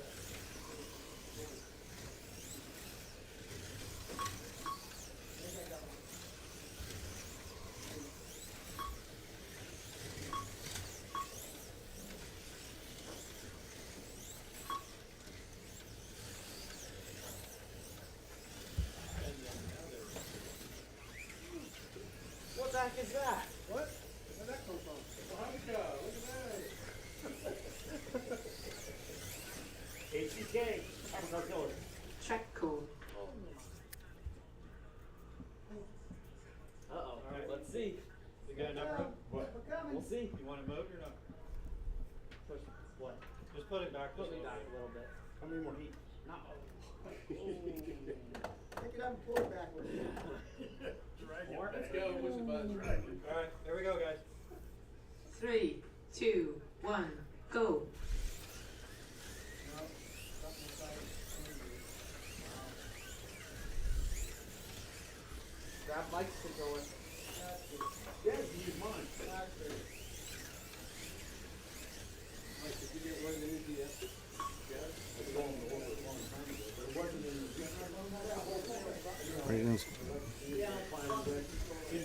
watching Braden on white. He needs 31.28 to beat Ted overall.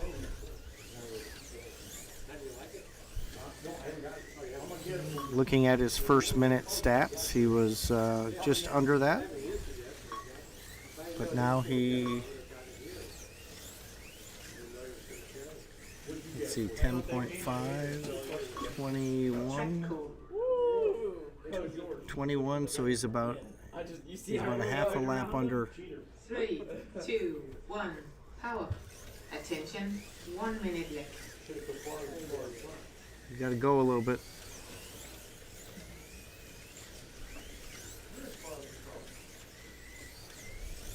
Right there. Now it's a survival race. Braden knows what he needs. He's trying to go for it. No tomorrows.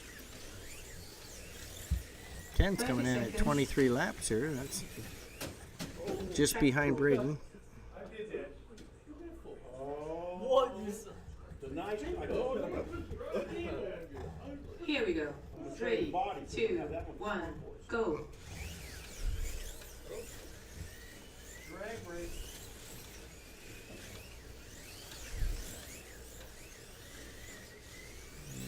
It's so close to call. Go, go, go. 10 seconds. He's not going to get, he's just not going to make it. Barely. End of stint. Please change lanes. Nope.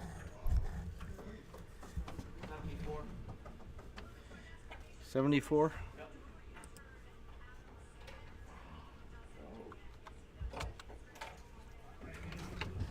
You're out, Braden? 182.74 for Braden. I had nothing on purple and yellow. Ted was flying on those 2 lanes. Ted with 183.62, Braden with 182.74 so far. 1 minute, 30 seconds. You're brave, dude. I would Yep, about a half a lap. That's what I figured. I'd save that body. Put another body on it.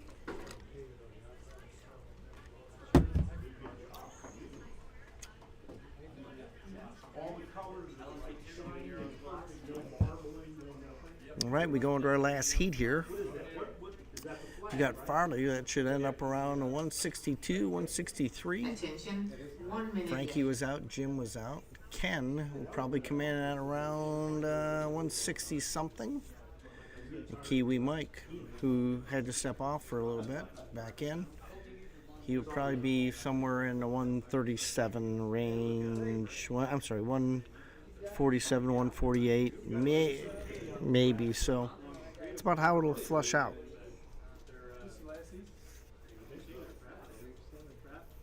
30 seconds.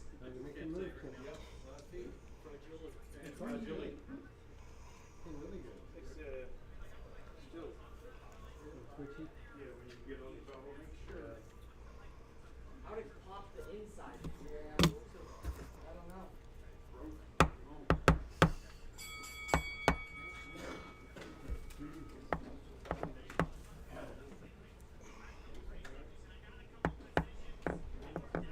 Here we go. 3, 2, 1, go.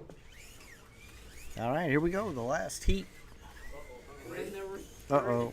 Ken's got an issue. number 2. It was not even. Come on, Farley! Come on, Farley! Track cool.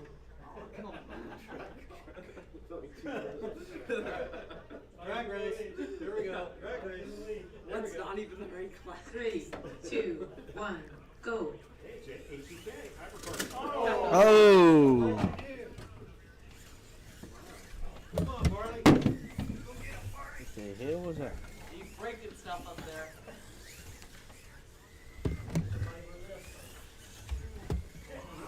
Yeah, technically, it's all. Sorry, I didn't mean to say the word H-E, you know what. I dropped the mic here in the background, so apologies for that. How did it go fast? Jim's got a team over in there. Oh, yeah. Yep. You hook it up after? No. At all? No. It just decided to pop.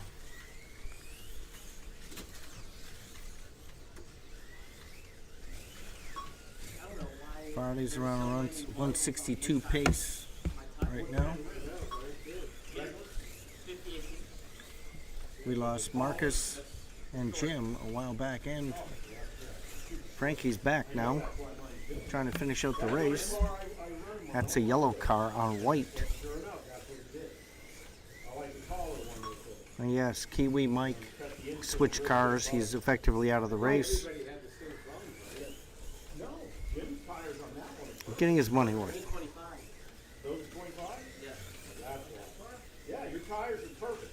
I know what they are. You know what they are? No, I don't know what they are. Oh, He doesn't know what they are. yeah, those tires are perfect. Excuse me, we want to thank Still shining up marble. Dave, who's sitting in the hole, and Father Glenn, 1 minute left. who's by the donut, I got it, Mike. for sticking around after their races were completed to help us turn marshal today. Frank is not like he's coming in first, second, third, fourth. Mike. Or sixth. Still down to 2. Oh, that's Again. Yeah, Mike's gone. Look at that, Florida. Mikey was officially out. He's out there for fun now. 30 seconds. Uh-oh. Jim might try it again. You ready, Mike? You got 24 seconds, Jim. You ready, Mike? 20, Jim. Put a fast lap in, Jim. 18, Jim. You have 17, one lap. 16. Okay, he's on. Oh, no, sounds like shit. Nope. 12 seconds. 10 Nope. seconds. Yeah, nope. And he had a blue sticker on And it. Jim's backup car is still running perfect 100%. 2, 1. Meanwhile, In the race. We had 2 people in the final heat. all we care about is blue. Still got 3 more weapons up there. Carnage. Blue. 14.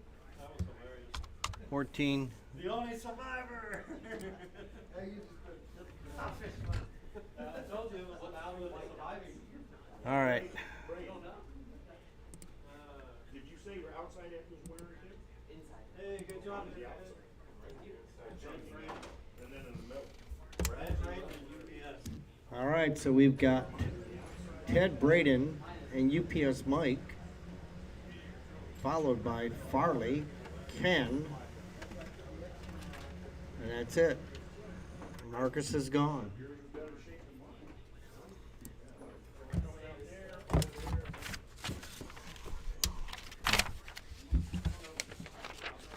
All right, we appreciate everybody sticking around today and watching the race or rewatching this race at a different time. We raced today, we raced Group C's, F1s, and Hypercars. So check it out, watch it 17,000 times, and we'd appreciate that. Thank you. Have a good day.